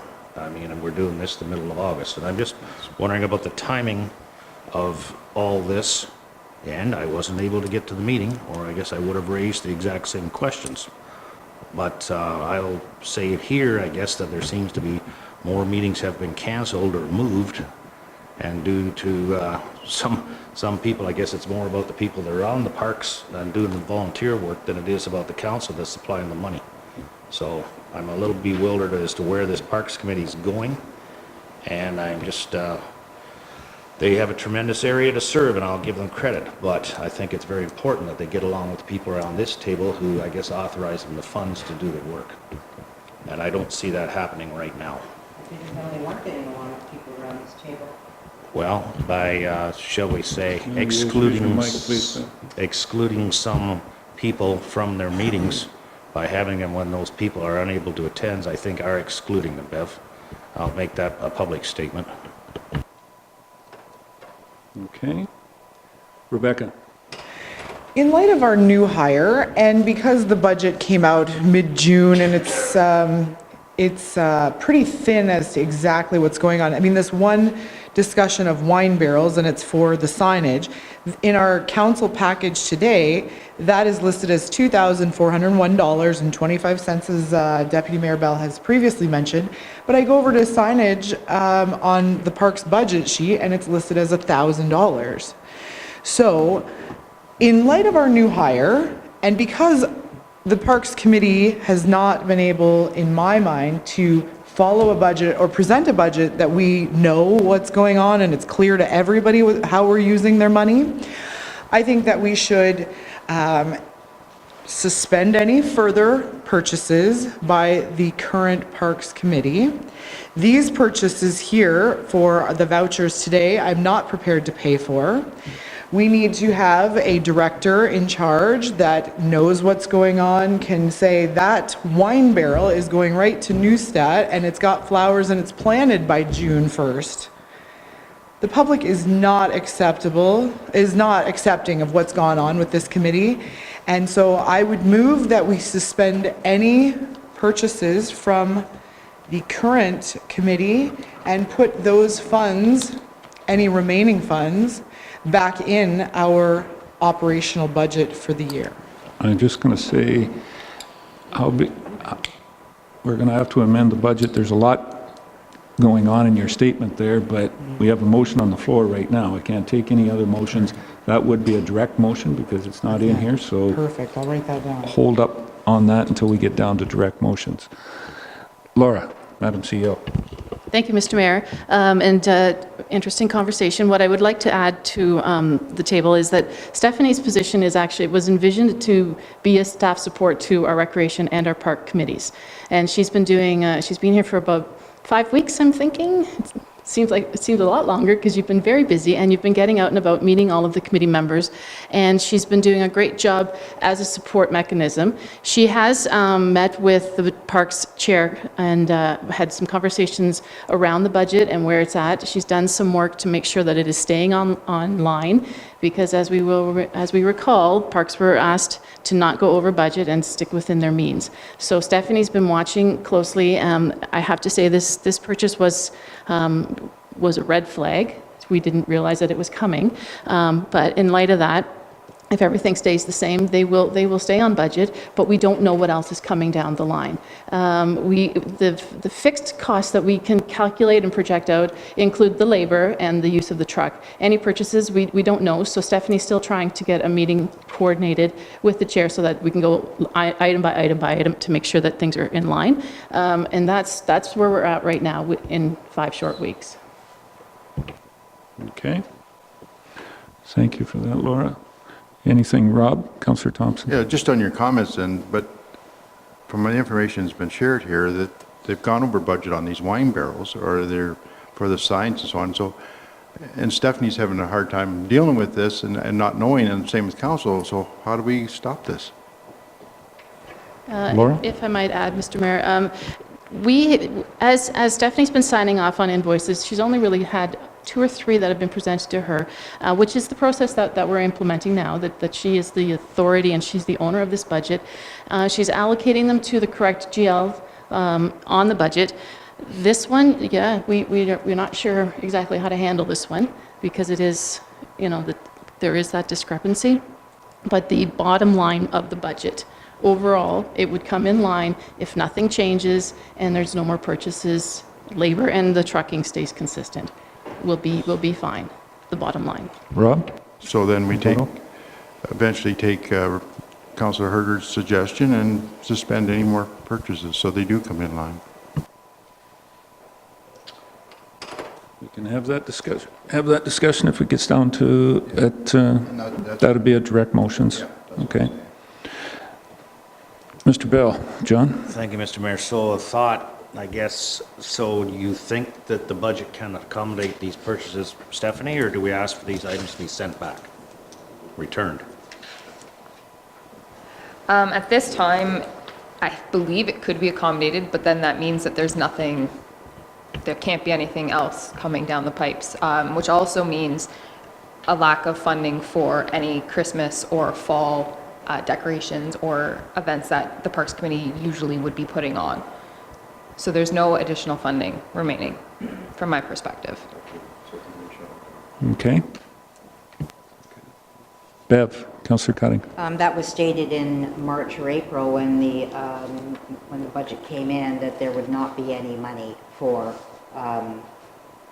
tree lightings, et cetera, because the budget had been cut. So that was pretty standard. Certainly no money to buy new Christmas decorations or anything like that. So and we know that Newstat needs new Christmas decorations, et cetera, but there really wasn't any money for that. Okay. John? Well, going along with that, so there's nothing for Christmas stuff, there's nothing for flowers, but yet there's something for wine barrels. I mean, I'm not just kind of catching this, Councillor Cutting, because last year the budget was $60,000 and they spent 80. So the reason, I guess, was that they weren't following a budget, and yes, this year the budget is $52,500, and there's still, bottom line, there's still no flowers in Durham, which we've kept hearing over and over again. So around the table, what I'm hearing is a budget that cannot be adhered to, not that there isn't enough budget. Okay, I think that was a statement. Rebecca or Bev? Well, I guess we have to go back to what was talked about, 3 months ago, where the difference in the budget was the fact that the trucks, the rental of the trucks had gone way up and the student wages had gone way up. And there was a transfer of all the parks and all the watering and all the product in Newstat that used to be accommodated by another company to the tune of, I don't know, $25,000, $30,000. And then the Parks Committee was given that job, and yet the budget did not reflect that extra $25,000 or $30,000 to carry over that work that was being done by another company, plus the fact that the wages and the truck rentals went up. So that was pretty clear, has been pretty clear. I think people just keep forgetting it. Rebecca? I will not be supporting these vouchers. One, because it does not match up with the parks budget that we were only given the beginning of June. So that is a bit of a slap in the face there, that the budget comes in June when we've already told you told parks how much we would be allotting. This wine barrel purchase, that's obscene. It's a huge waste of money. And I am actually just, we need to show the leadership to say every tax dollar is very important.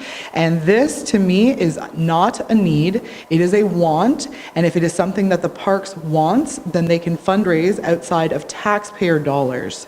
So I will not be supporting this if these wine barrels are included in the vouchers.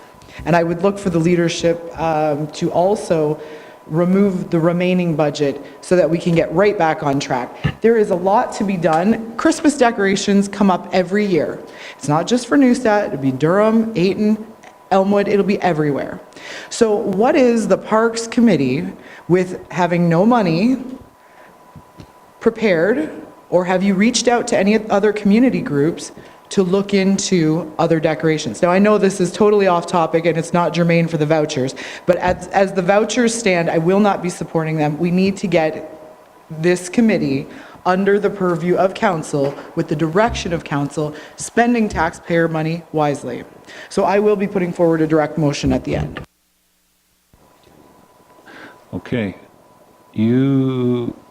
Councillor Herget, I think I heard you say, or if I can paraphrase what you were saying, was the parks budget items. And if you want to be specific, I think the wine barrels,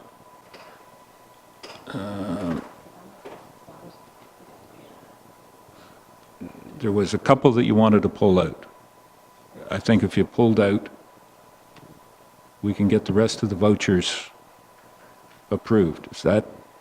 That's what you were looking at? Yeah, the mulch is $711.90 on this voucher, but a total of $2,000 for plant materials, soil, mulch. I can't see that we're in line there either. So that would be the mulch as well. So wine barrels, mulch, flowers is the other 50%, I believe. Is that right, Bev, of previous monies for Davis Hill? That's fine. Canada Blooms, van rental, fuel. What about the 90 bags of ProMix Ultimate? For the planters, probably on the Main Street in Durham. Why don't we have flowers, though, by August? Why aren't they already out? I mean, really, the growing season here in this Zone 5. They're already out, that's just, it's been built. We're not buying flowers. Are there flowers down at the town, or the new building, new shed that we just built? Are there still flowers there I don't know. I haven't been to be planted? There were, Stephanie, you may have. So I recently went on a tour, and yes, there is remaining remaining potting mix in 2 locations I saw. I'd say 2.5 skids full of one. There are also some plants remaining outside of that shed, some cedars. There are some trees, I don't know what condition the trees are in, and there are remaining planters. So there is some product remaining, yes. So is that product for the signs? I am the unaware of entrance what, signs? I am unsure of what the plan is with the remaining product. I did speak with one of the members of the committee yesterday, and they said that some of it would be used towards future projects, potentially next year. And that's the, yeah, we see the mulch and the soils are bought in bulk because you get so much of a, much better price if you buy a skid. And that was probably purchased last year in consideration of doing the bridge baskets, et cetera, et cetera. And when they weren't done, you're going to have that left over. So that can go in for next year, whatever is being done. Also, if we're pulling vouchers for parks, I'd like to pull the one for the Crazy Dollar Store for, it's only $11.30, but if we're watching every single penny, then tubes of paint came out of Parks Materials and Supplies. That's not us, so.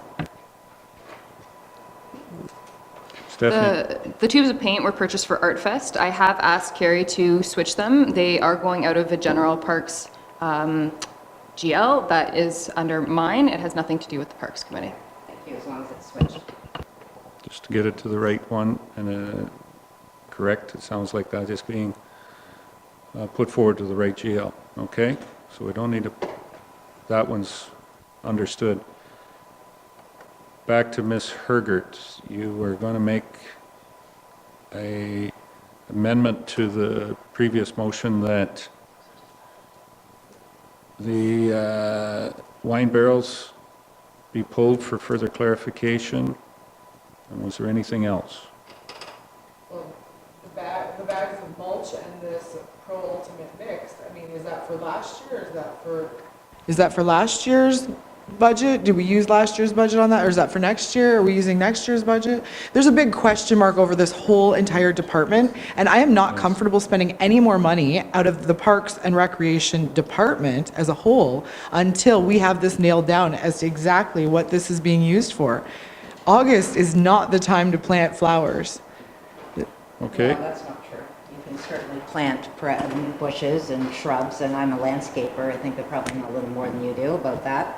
If you're planting signs and trees and shrubs, you're...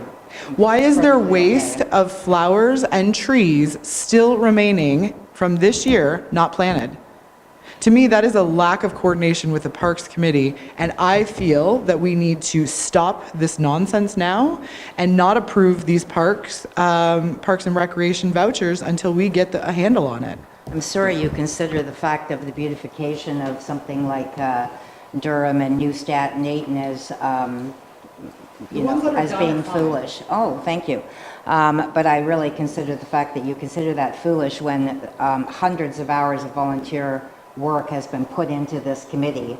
And I agree, it is not maybe as focused on the financing because they're more into the beautification and that sort of thing. That's where their love is and that's where their focus is. But to call it whatever word you used, I find it highly offensive when you have volunteers spending hundreds and hundreds of hours to put this community together to look pretty. Let's get back to what we want to pull here. I think we're on the vouchers. For clarification, Rebecca, is there 2 or 3 in there as a friendly amendment to pull the voucher for the wine barrels, for the mulch, And the Promex. and the Promex? Those are the 3 that you have the problem with at this point in time, until we get greater clarification. Yeah, and when Carrie is back, next meeting. Yeah, and so that's going to be in there. I can't do the quick math, but we'll approve or put this motion forward for approval minus those 3 items is what you're proposing, okay? So that will be as amended. I don't know whether the mover and seconder feel that's fine, having those pulled? So we don't have to vote on the amendment. To have those 3 pulled. The other one that Bev spoke about was going to be looked after to transfer to the right GL. Okay? Thank you. Any further discussion on the accounts? Call the question. All those in favor? Any of those opposed? All right, the accounts passed. That motion is carried. Okay. Second one that Carrie has on her list came from Committee of the Whole. We did have discussion at that and was put forward here to council for anybody to do some background work on it. And we have the motion, which is to support the Bruce Grey Federation of Agriculture bursary funding to supply a bursary for individuals that are going to be going off to university to further their agricultural education. So we'll see if somebody wants. There is the funding for this. I believe Carrie told me before she went on holidays, there is a line item in the budget to more than cover this portion, this $500 request off. Okay, I have a motion moved by Rob Thompson, seconded by Doug Hutchison. Be resolved that the Council of the Municipality of West Gray hereby approves a donation of $500 to the Building Careers and Futures in Agriculture, the bursary, as requested by the Bruce and Gray Federations of Agriculture, as recommended by the Committee of the Whole. And this was a one-time funding for 2018. I believe the request had come in for 5 years, if I'm not mistaken. Commitment, but annually over 5 years. But the Committee of the Whole said we'd do it for this year, and Kerry has it flagged, be in the budget for next year ongoing. The council look at it at that point in time because it come in so late. This time it's being a budget item. So, all right. Any other questions or comments on this? Rebecca? Because it was later on in the year, it was not budgeted for, I will not be supporting it. As a farm kiddo myself, I can appreciate all the effort that farmers have and the impact in our family, but this one was not budgeted for, and I'd like to see it brought up next year, but not at this time. Thanks. Okay. And as I said, the budget line that it came in was one that was placed there for some of these ones that are from outside, you know, those one-offs that sometimes hit. Okay? Call the question. Then if there's no other comments, all those in favor? Any opposed? Motion is carried.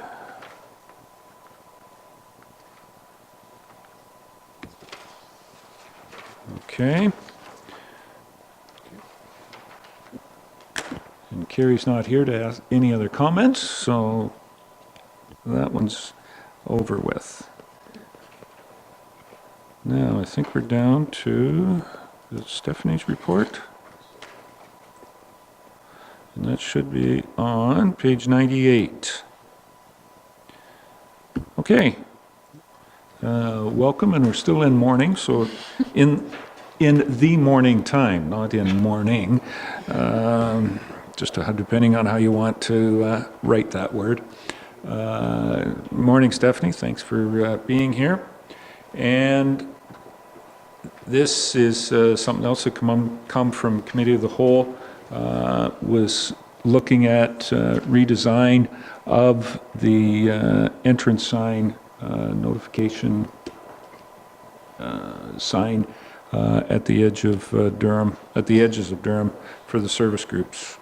Anything else? Very good report, Steph. Anything else you want to comment on? No, I'm just here for questions if anyone has any. All right. Any questions? Rebecca? Okay, I had asked at our Committee of the Whole meeting whether or not the service groups, the 3 service groups that are on the present sign, have they paid any money to be on the sign? The answer that I received the last time was yes. Okay, so I've discussed this with the Horticultural Society, and they have advised that they did not pay for it. So I was curious, like, is the 4-H club included? Would they be having to pay or not pay for a spot on the sign?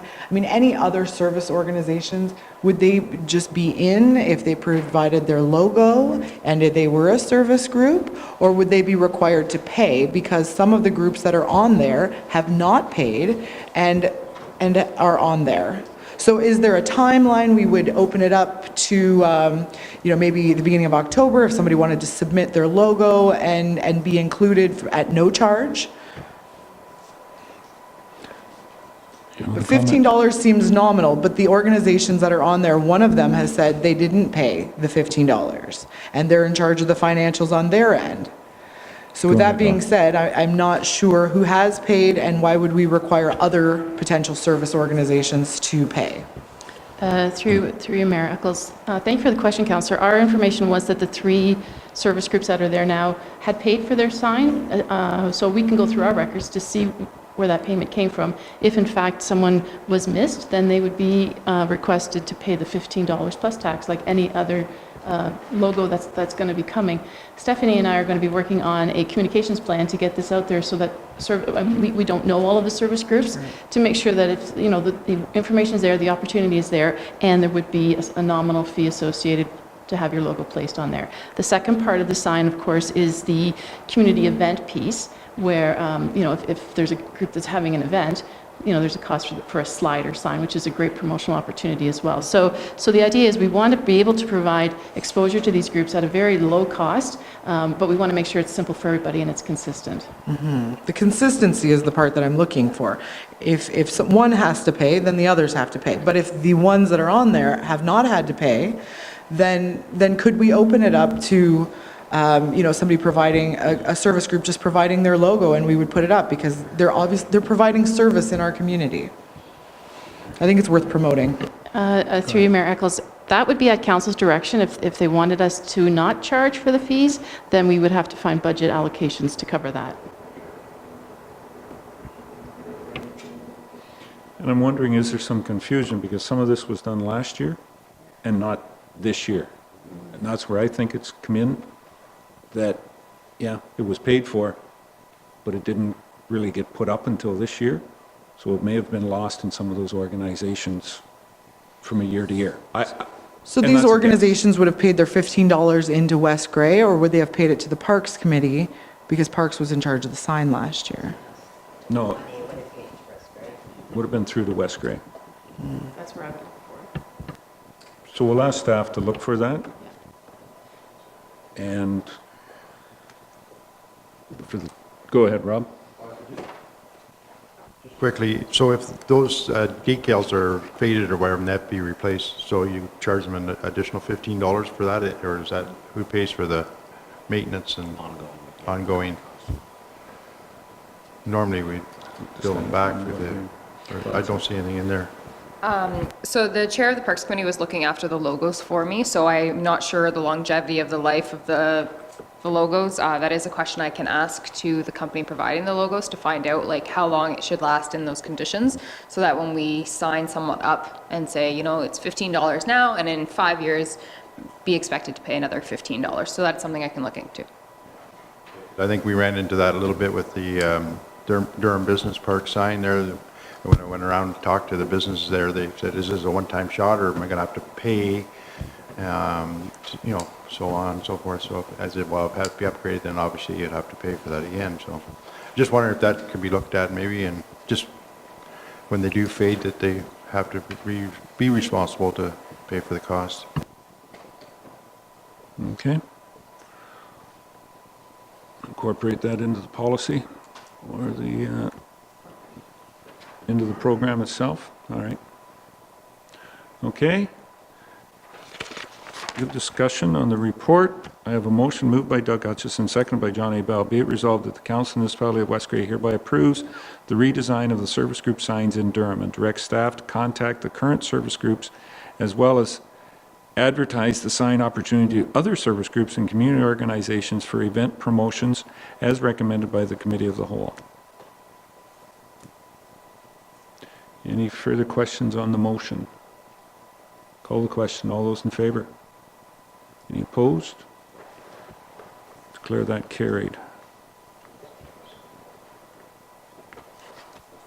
All right.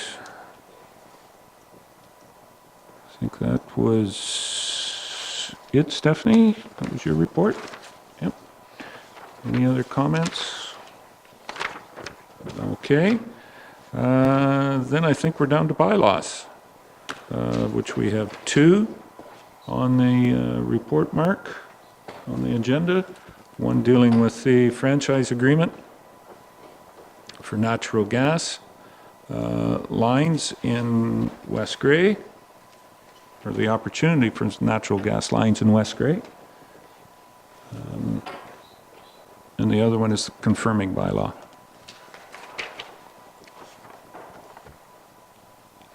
Okay. Okay, so the first one being bylaw number 90, 2018 is the natural gas. I have a motion moved by R. Herget, seconded by Bev Cutting. Be it resolved that bylaw number 90, 2018, being a bylaw to enter into a model franchise agreement, MFA, between the Municipality of West Grey and EPCOR Natural Gas Limited Partnership by its general partner, EPCOR Ontario Utilities, Inc., be now read a first, second, and third time, passed and numbered, and that the said bylaw be signed by the mayor and the clerk, sealed with the seal of the corporation, and be engrossed in the bylaw book. And this was discussed earlier, and the recommended by committee of the whole that the bylaw come forward. Any questions, comments on the motion? Call the question. All those in favor? Any opposed? That's carried. Very good. Next one is the confirming bylaw. It's moved by Rob Thompson, seconded by Doug Hutchison. Be it resolved that bylaw number 91, 2018, being a bylaw to confirm the proceedings of the August 8th, 2018 council meeting, be now read a first, second, and third time, passed and numbered, and that the said bylaw be signed by the mayor and the clerk, sealed with the seal of corporation, be engrossed in the bylaw book. Any questions on this motion? Call the question. All those in favor? Any opposed? That's carried. There you are, Mark. All right, that's it for bylaws, Mark. Yes, thank you. That brings us down to new business. Is there any new business that wants to be brought up? Mark, what have you got? 'Cause I've There got is one item. the request for proposals for the Carnegie or former Durham Library that was pulled from consent.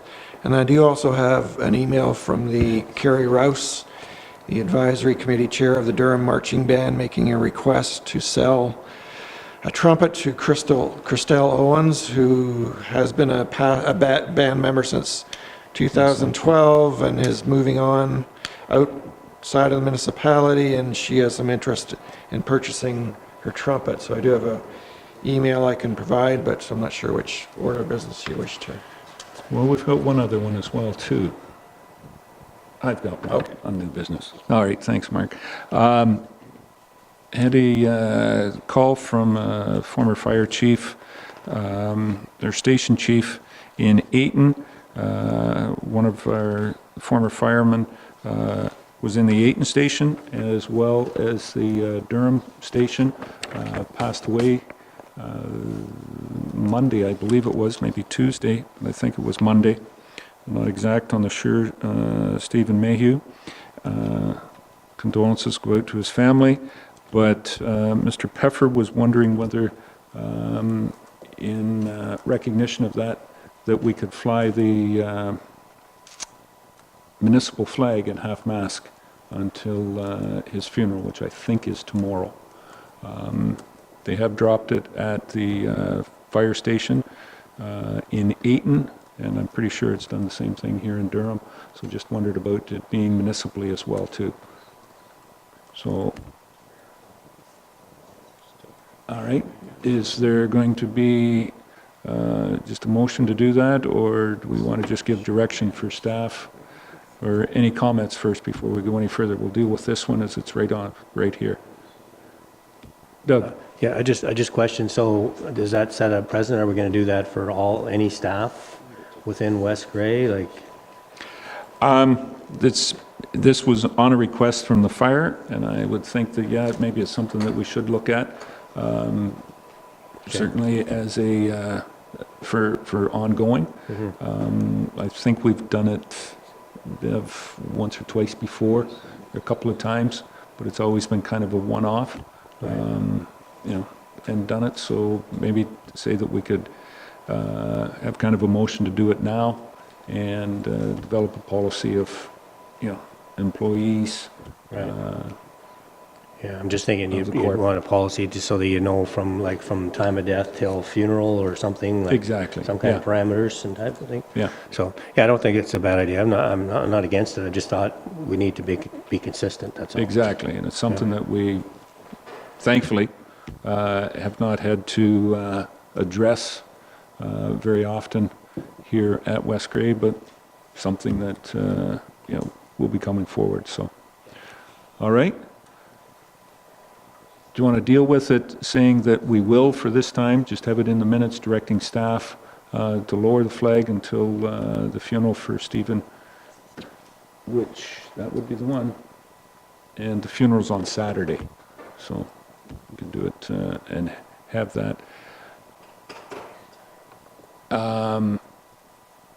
And give direction to put a policy in place around this action for going forward. Okay? All right? If everybody's going to nod in approval or give the thumbs up? Thumbs up, okay. We'll go with that for Stephen, and we'll get the flag down as soon as possible then. Here. The other outside part of that is, does council want to make direction at all municipal facilities, or really just here, and have it at wherever, I mean, the fire halls, the police station, and we do have them at a number of the public works. You know, I struggle with it. If it's a fireman at the fire halls, if it's a public works, you know, have the public works, I don't know, Laura? Through you, Mayor Eccles, in my experience, other municipalities that have a flag protocol, they typically lower the flags for the passing of a staff member, a member of council, or a volunteer firefighter, because they are considered staff. Those flags are lowered at all municipal properties. It's just consistent, and you don't know where this staff member, you know, whose lives they may have touched as well.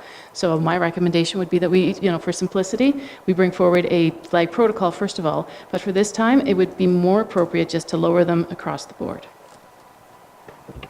Okay? All right. Good advice. Okay. First part of new business covered. So the next one, yeah, I guess, hand this one out. The Durham Marching Band. How does the council want to, if I'm not mistaken, Christo was part of the forming committee of that, Mark, of getting the Durham girls back, and certainly the Durham Marching Band as it's known now. So in essence, the email indicates that the trumpet was originally purchased in 2013 at a cost of $1,000. Ms. Owens is offering to purchase the trumpet at $800, and then as well donate her student trumpet as part of the deal.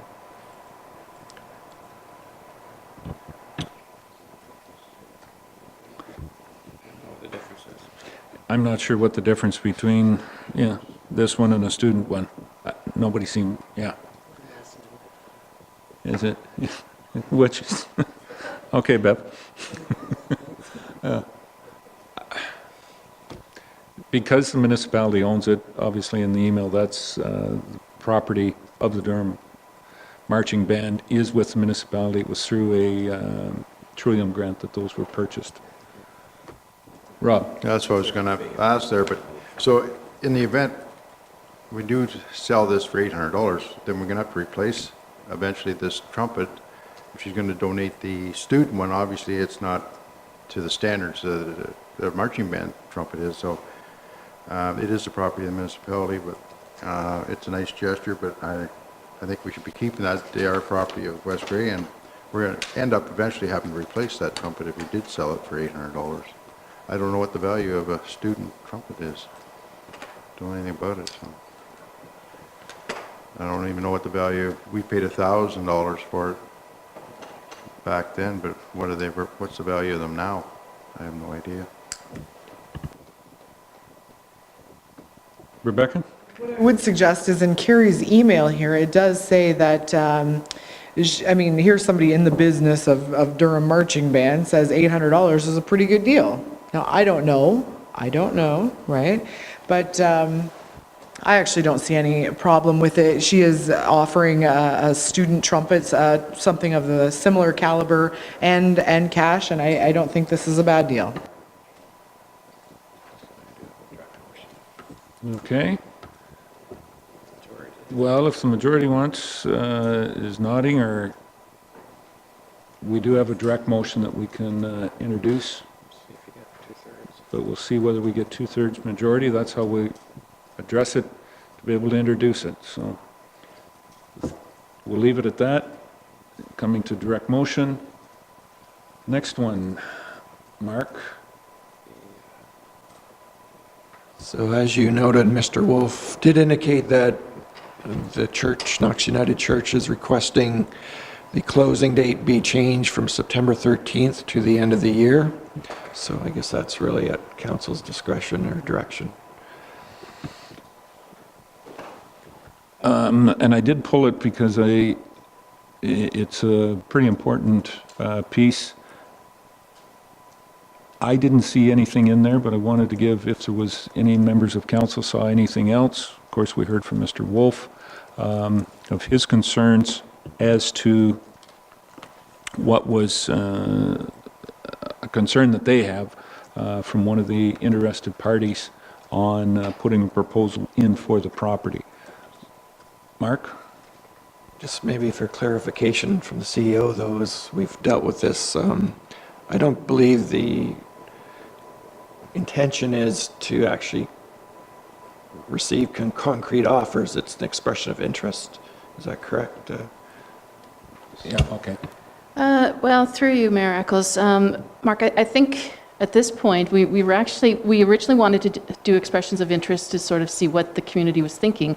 Since that's been public, we've heard from a lot of people, and we know that there's great ideas out there. So I think the request for proposal is actually intended to lock down something more solid. And extending the date would not be a hardship, because that would give people time to put together a complete package if that's what they're interested in doing. Mm-hmm. Okay. So is there any, Rebecca, comment? The end of December, to me, is sufficient time, right? I mean, have everybody pull their financials together. What we're asking for in that RFP is a detailed proposal of what you're going to do with the property.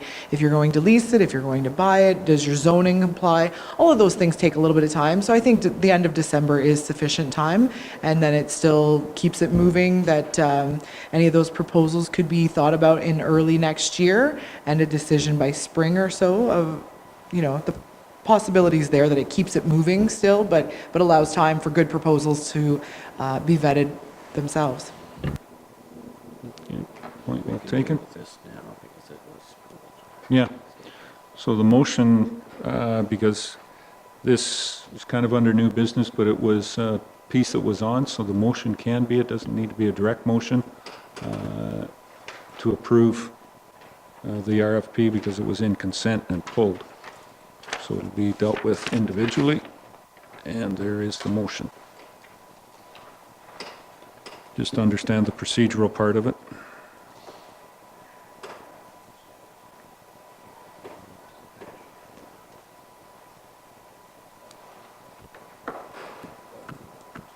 Thanks, Thomas. Okay. We have a motion moved by Bev Cutting, seconded by John A. Bell. Resolved that the Council of the Municipality of West Grey hereby approves seeking requests for proposals for the future use of the Carnegie Library Building in Durham as recommended by the Committee of the Whole, and as amended to extend the deadline date until December 31st, 2018. Okay. Any questions on the motion? Call the question. All in favor? Any opposed? That's carried. Okay. There certainly is a lot of interest on the property. And it's fully in there of the heritage designation that may come. So it's at that reference. Addendums? Notice motion or direct motion? Mark, we had, what did we have there? The marching band one, and was there anything else, Rebecca? You had one on the motion to, well, you've got one on the purchasing powers of the, you can read it when the time comes? Or do you want to? Yeah. So we need 2/3 majority to introduce the two direct motions. One dealing with marching band, one dealing with purchasing abilities of the Parks Committee. All right? All those in favor of introducing? Any opposed? Well, I declare that we have definitely 2/3. Okay? Go ahead, Mark. Which one do we want? Got the motions here, and Rebecca has a second one. She's been right out. Need a seconder for that.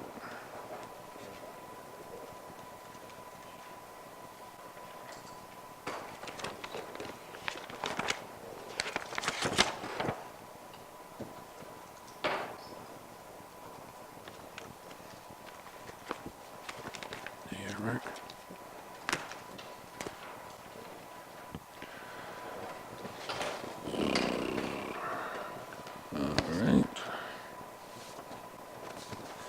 Okay, so the first one that I have, it's moved by Doug Hutchison, seconded by John A. Bell. Be it resolved that the Council of the Municipality of West Grey hereby approves the sale of a trumpet owned by the municipality to Crystal Owens, being a trumpet used by Miss Owens as a longtime member of the Durham Marching Band at a selling price of $800. In addition to Mrs. Owens'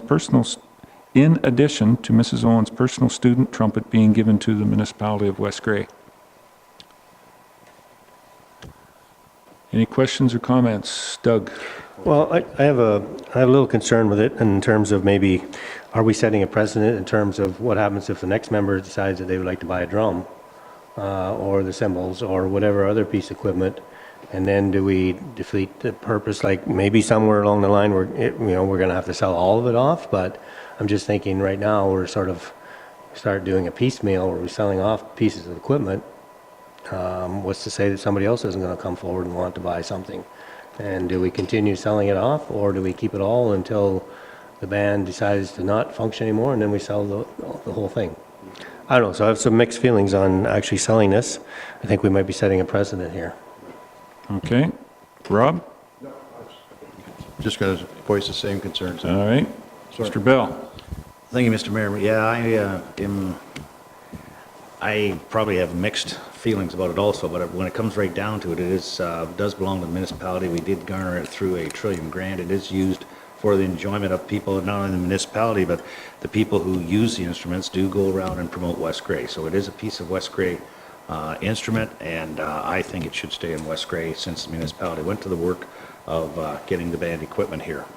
I do thank Miss Owens for her service to the band, but I think we need to keep the equipment. Okay. Bev? The other side of the coin, though, is that instruments do depreciate, especially when they've been around. So if you're going to get almost the price that was paid for it originally, plus an instrument in exchange, at some point these instruments are going to have to be replaced. They do not last forever, especially outside, winter months, dampness, et cetera, et cetera. I think you're probably getting a good deal, and if you can go out and buy another one for even $1,500, I don't know the price, I'm not quoting the price, I'm just saying, if you can get an updated instrument, because they do not last forever, especially under the conditions that these women and men march. So I would say it's probably a pretty good deal. I know used instruments drop dramatically in price when you buy them. Okay. So were you going to move that we table this until we find out what a replacement cost is going to be? No. Oh, okay. I just thought I heard that. Yeah, you're not wrong. All right. Any other comments before I call the question? All right. I'm going to call the question. All those in favor? Any of those opposed? Motion is defeated.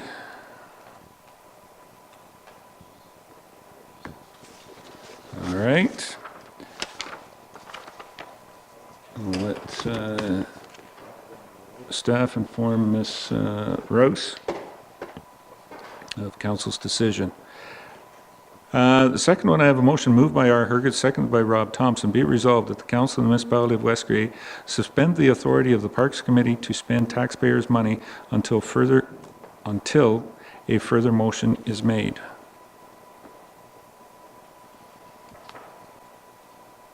Okay. Any questions or comments on this? I don't know. Moved by Herget, seconded by Thompson. Be it resolved that the Council of the Municipality of West Grey suspend the authority of Parks Committee to spend taxpayers' money until a further motion is made.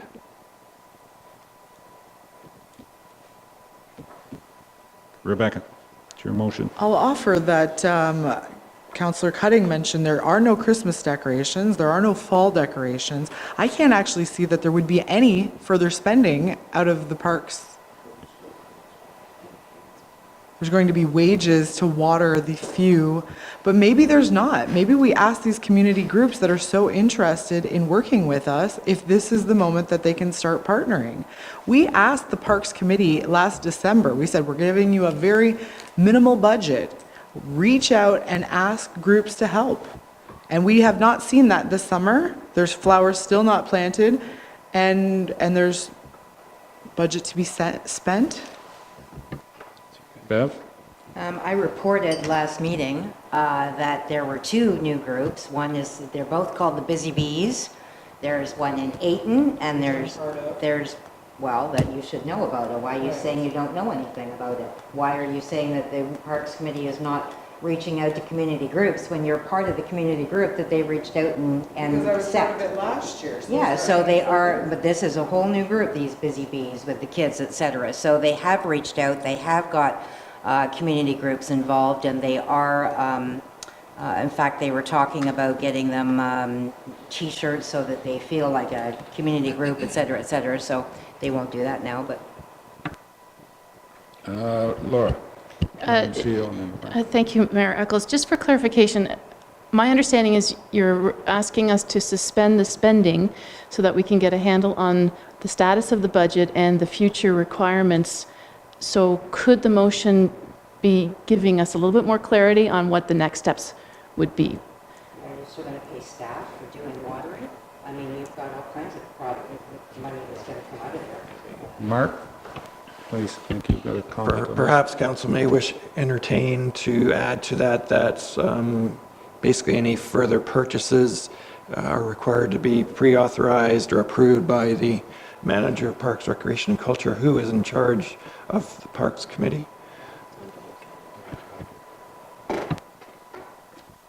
Rob? I support that as a seconder, but the other thing is, just quickly, there's oodles amount of Christmas lights still within the municipality. They don't need to buy any more Christmas lights, and they have enough. So with your approval, they could have them placed. There's no reason why they can't be put up there for Christmas time or fall. That's not Parks. But through a request, but obviously Parks have been purchasing all kinds of Christmas decorations. No? No. Stephanie? Again, on my tour the last couple of days, I did see a lot of lights and Christmas decorations. It will take me some time to go through what I have found to determine what is still usable and what needs to be thrown out. However, I did see, I have found items, so I'm going to investigate the use of them. I know at, I believe it's Newstead, they do store other Christmas decorations, and at Elmwood they are storing Christmas decorations as well. So there are Christmas decorations out and about. They're just in different places, so I just need the time to determine the value of what's left. Okay. So there was a suggestion by staff on this, and Mark, I'm going to ask you to kind of repeat what you had said to add to this motion. How did you word that? In essence, that council authorizes the manager, Parks, Recreation and Culture, to be the sole individual authorized to make any purchases on behalf of the West Grey Parks Committee, or to pre-authorize any, pre-approve, or to approve, in essence. I can wordsmith that for you.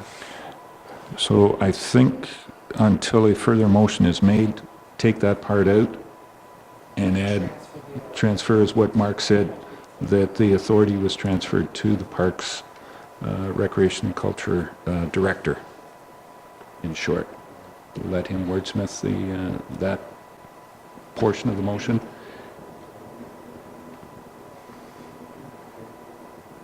I'm going to say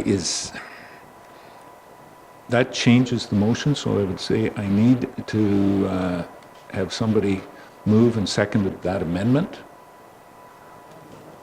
Okay, the two people that put the motion forward, Rebecca and Rob, that take out until a further motion is made and put in, suspend the authority of the Parks Committee to spend taxpayers' money, and amend the motion to put in, and that the authority be transferred to the Parks, Recreation and Culture Director for all spending in the Parks budget. To put in, to transfer the authority to Stephanie. All those in favor of the amendment? Any opposed? That's carried. Now the motion as the whole is moved by Hergert, second by Thompson. Be resolved that the Council of the Municipality of West Grey suspend the authority of the Parks Committee to spend taxpayers' money, and further that any expenditures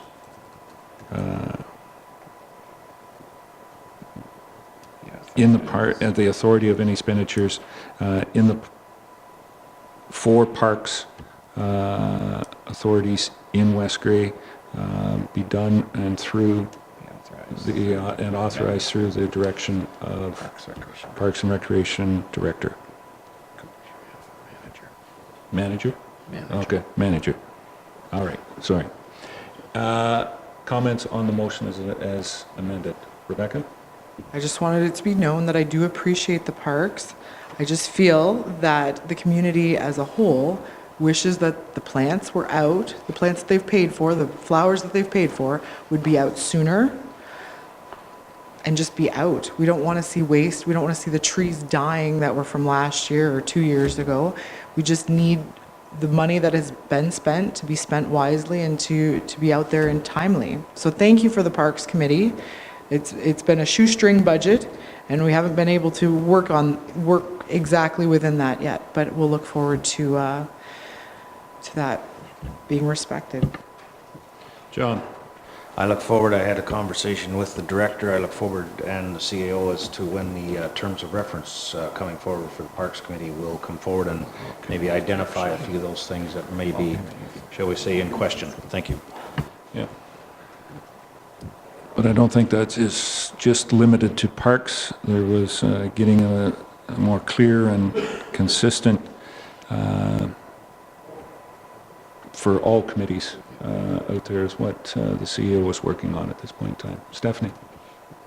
So the current direction I'm receiving is to supervise any future spending. However, is there a direction on any spending that is currently out there that there may be invoices that I'm waiting to receive?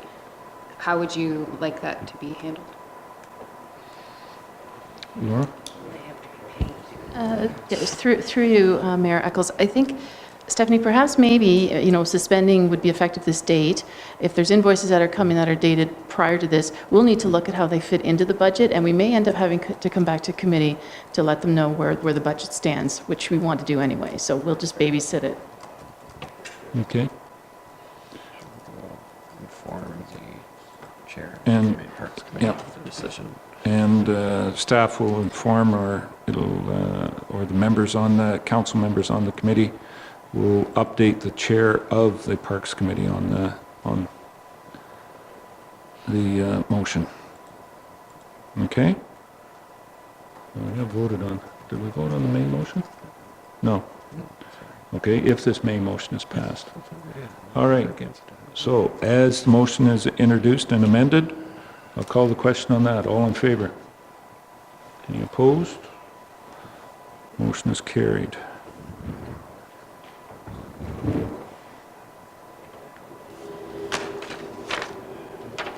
Okay. There's there's no more notice motions or direct motions, closed session, we have none. Question period. At this point in time, offer a chance for anybody left in the audience to ask a question of anything that was on the agenda.